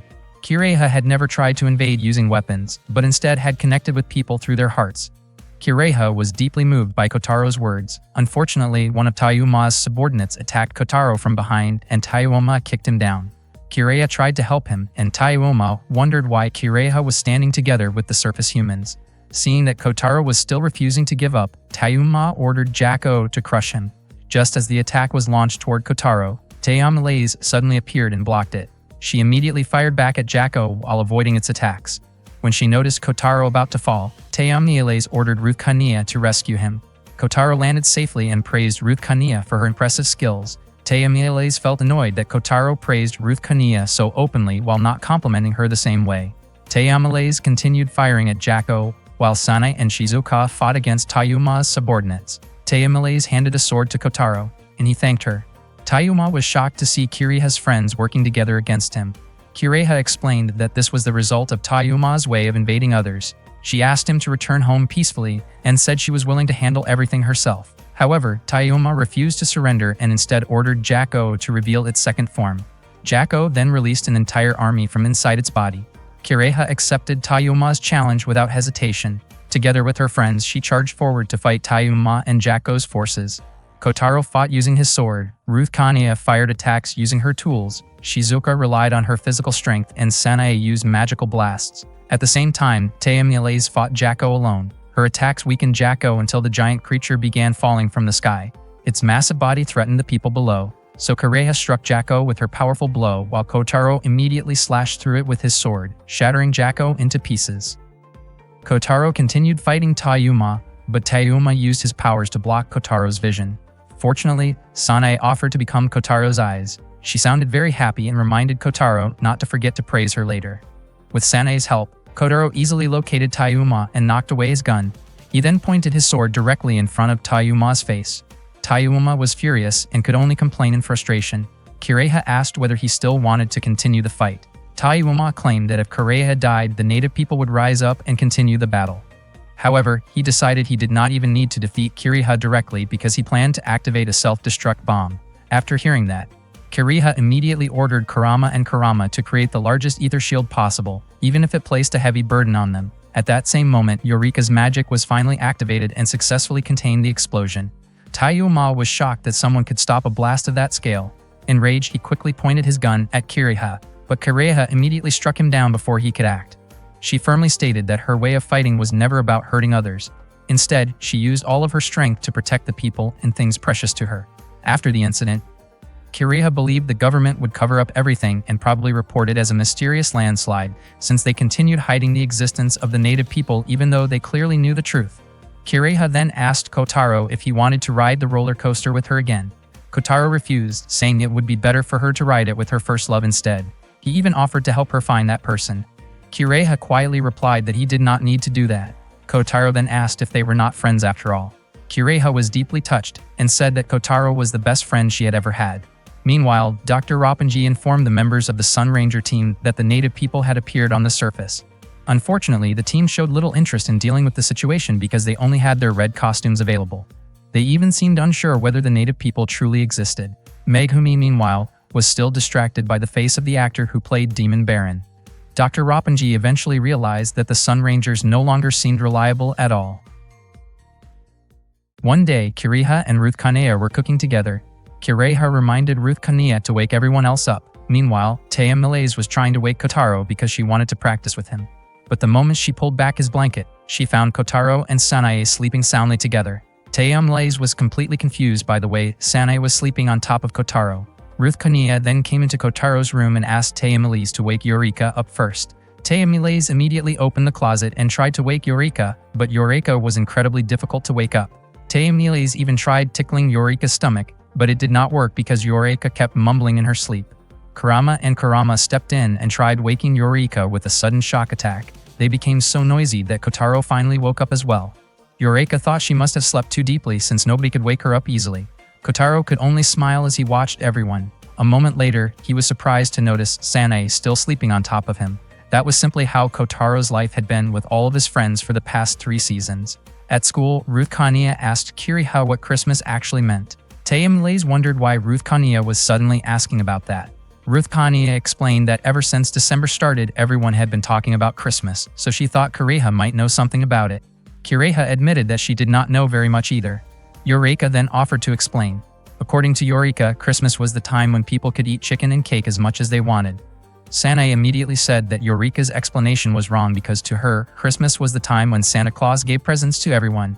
Ruth Kanea asked whether Santa Claus was someone Sanae personally knew. Sanae quickly denied it, which made Taya Malaise wonder if Sanae was receiving gifts from strangers during Christmas. She became worried that the presents might contain something dangerous. Sanae insisted that Santa Claus would never give anyone something harmful. Kureha believed that Christmas originally came from a certain faith or tradition. Kurama and Kurama seemed unsure about that explanation, but Shizuka confirmed that Kureha was correct. However, Shizuka also mentioned that these days Christmas had become an event where couples spent romantic time together. From his seat, Kotaro quietly listened to their conversation. Kinji asked what Kotaro planned to do for Christmas. Kinji assumed Kotaro probably did not have any plans even though he was already a high school student. Kotaro overheard Eureka saying that it was perfectly fine not to have a boyfriend or girlfriend on Christmas Eve as long as everyone could gather with friends and enjoy good food together. Sanae agreed with Eureka and called it a party. Taya Malaise disagreed because she believed the time would be better spent practicing. She told everyone to train seriously the next day. Kinji could not believe how depressing their Christmas plans sounded. He asked whether Kotaro would be practicing together with Taya Malaise, but Kotaro denied it because he already had plans for Christmas. 3 days before Christmas Eve, the city had already been decorated with Christmas trees. That night, Harumi was walking alone while happily looking forward to practicing drama with Kotaro. Along the way, she spotted Kotaro handing out brochures for Harukaze snacks to people passing by. Kotaro quickly greeted Harumi. Harumi jokingly called him Santa Claus and asked if he was working there. Kotaro admitted that he had just started the job and invited Harumi to choose a present. Harumi playfully asked whether she was considered a naughty child since she only received a brochure. She then asked for the Santa hat Kotaro was wearing as her gift instead. Harumi asked whether the hat looked good on her, and Kotaro said that she looked even cuter while wearing it. Harumi became embarrassed after hearing that comment, but Kotaro admitted he was only being honest. Kotaro went back to handing out brochures to people nearby. Harumi apologized for interrupting his work and offered to help, but Kotaro refused. He said that he wanted to talk with Harumi the next day. Harumi became curious about what Kotaro wanted to discuss. Meanwhile, back in room 106, Taeyamilise and the others were talking about Kotaro's new job. Shizuka had heard from Kenji that Kotaro suddenly started looking for work earlier that afternoon. Taeyamilise was confused because she had already told Kotaro to practice together with her. Sanae also wondered why Kotaro suddenly got a job without telling any of his friends first. Shizuka explained that even Kenji did not know the reason. Kenji apparently hoped Kotaro had found a girlfriend, which shocked everyone in the room. According to Shizuoka, Kotaro was probably working hard to earn money, so he could spend a wonderful Christmas with his girlfriend, and she described him as very manly. Ruth Kaniya became upset because Kotaro had previously promised to practice once the script was finished, especially after Taeyamilise had worked so enthusiastically on it. Ruth Kaniya grew even more frustrated when imagining Kotaro spending Christmas closely with another girl. Not long after that, Kotaro came back. He looked really happy when he saw the stew Kireha was cooking. The girls immediately stopped him and asked him to explain his new job. Kotaro said that he was only going to work for 3 days. He felt there was no reason to explain everything to his friends because, in his opinion, it was not that important to them. Ruth Kaniya and Taeyamilise became curious about why Kotaro had suddenly decided to look for a job at that time. Kotaro admitted that he simply needed money. However, the others were convinced there had to be another reason. Kireha told Kotaro to stop hiding it because everyone had already figured it out. Kotaro immediately became nervous. Kireha then explained that she and Kotaro had actually been planning to go out together, and Kotaro had taken the job so he could treat her on Christmas Eve. Ruth Kaniya was shocked to hear that, and Yoreka could not believe it either, especially since she thought Kotaro was already close to Harumi. Ruth Kaniya felt frustrated with Kotaro's actions, especially after all the hard work Taeyamilise had been putting into the performance. Sanae found it difficult to believe because Kotaro and Kireha had never seemed especially close. According to Shizuoka, after the incident at the amusement park, Kotaro and Kireha looked more like good friends instead. Kireha admitted that everyone was surprisingly observant. Taeyamilise hoped Kotaro would focus on winter practice once his job was over. Not long after that, they all started eating dinner together. Kotaro was extremely grateful to Kireha for helping him out. Kireha told him not to worry about it and asked him to let her know earlier next time. Everyone enjoyed dinner together happily, and Kotaro ate with great enthusiasm. The next day, Kotaro used his wages to buy a Christmas tree. He placed the tree inside the knitting club room, while Harome brought several decorations to help decorate it. Harumi was excited to see everyone's reactions once they saw the Christmas tree. Kotaro asked Harumi to keep everything a secret for the time being. Harumi agreed and helped him decorate the tree. After that, Kotaro spent a lot of time with Harumi at school, while at night he continued working by handing out flyers. One afternoon after school, Kotaro was seen walking together with Harumi. Taeyamilise and Sanae kept watching Kotaro suspiciously. The day before Christmas, the school held its closing ceremony before the Christmas and New Year break. Kotaro later told Kenji that he was planning to organize a surprise Christmas party. He wanted to hold it inside the knitting club room, and Harumi had been helping him prepare everything. Kenji finally understood that Kotaro had needed someone to assist him. Still, he wondered why Kotaro had suddenly contacted him out of nowhere. Kotaro asked Kenji to invite the others, and Kenji agreed to help. Kotaro looked relieved and reminded him to come at 3 in the afternoon. Kenji was surprised when he noticed Sanae's name on the guest list Kotaro had prepared. Suddenly, Shizuoka showed up and commented that Kenji's assumption about Kotaro working to impress a girlfriend had apparently been wrong. Kenji admitted that he had actually hoped Kotaro would finally get a girlfriend soon. Shizuoka then asked what Kenji thought about the Christmas party, and Kenji replied that he planned to make it even more interesting. That afternoon, Kotaro finished shopping for the party supplies. Suddenly, Harumi contacted him and told him that something unexpected had happened. Another group of students was already using the knitting club room for their own party. Kotaro could not understand how that had happened. According to Harumi, those students had apparently reserved the room earlier. Harumi suggested holding the party in room 106 instead, and Kotaro quickly agreed before rushing back to the apartment. As it turned out, Harumi had already been working together with Kenji and Shizuoka. Kotaro kept running while carrying all the shopping bags, trying to make it back in time. He realized that he should not have tried so hard to make everything overly impressive and that he should have simply held the party in room 106 from the very beginning. Room 106 was the place where all of them had first met. Sanae had been the very first person Kotaro encountered there, and over time he had started seeing her like a little sister. Sanae always enjoyed clinging to Kotaro and staying close to him. In Kotaro's eyes, Tayamilise had changed a lot and become far more open compared to when they first met. Kotaro was even willing to help her whenever she asked. Meanwhile, Ruth Kaniya was such a kind person that Kotaro felt everything became peaceful whenever she was around. Without Ruth Kaniya, he believed he might never have gotten along with Tayamilise.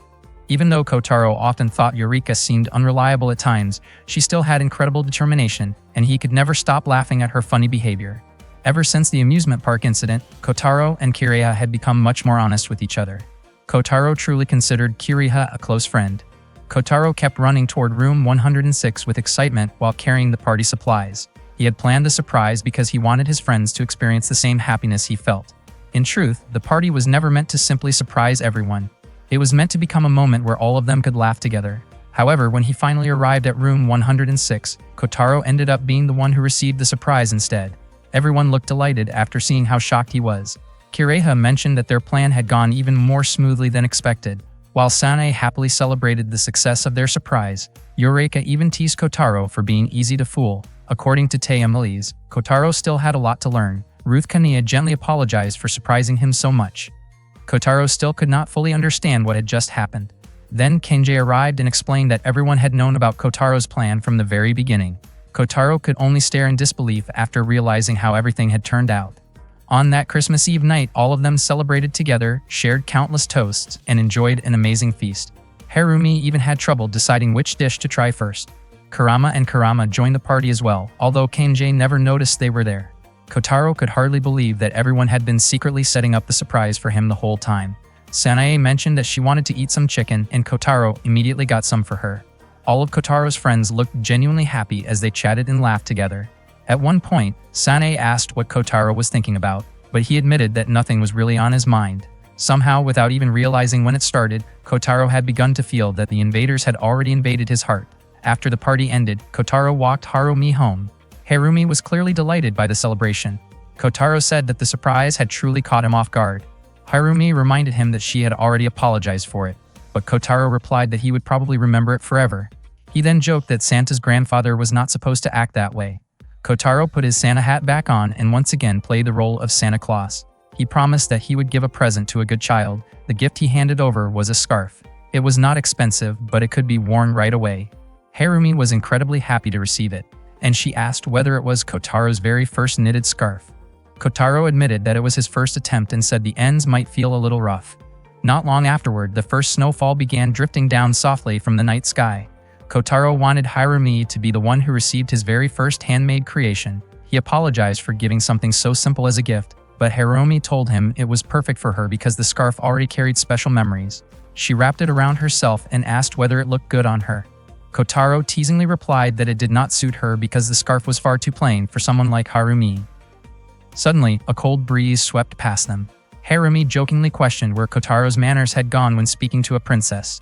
The moment he heard that, Kotaro immediately slipped into character and acted like the Blue Knight once again. Harumi then presented her Christmas gift to Kotaro while playfully performing it like a scene from the script they were practicing for their next stage performance. While everyone was enjoying the snowfall that night, a mysterious voice suddenly called out Kotaro's name. It was the same voice he had once heard before.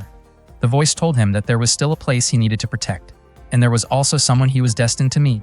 It said that no matter how many hundreds of years or how great the distance between them might be, they would definitely meet again someday. The day of the performance finally arrived. In just a few moments, Kotaro and his friends would take the stage and perform their play. Tayamilise gave the signal for everyone to get ready. Every cast member was already in position, fully prepared in their costumes. Kiriha quietly asked Tayamilise to stay a little calmer. Sanae offered to help Kotaro if he forgot any of his lines. Kotaro then encouraged everyone to give their best and put on an unforgettable performance together.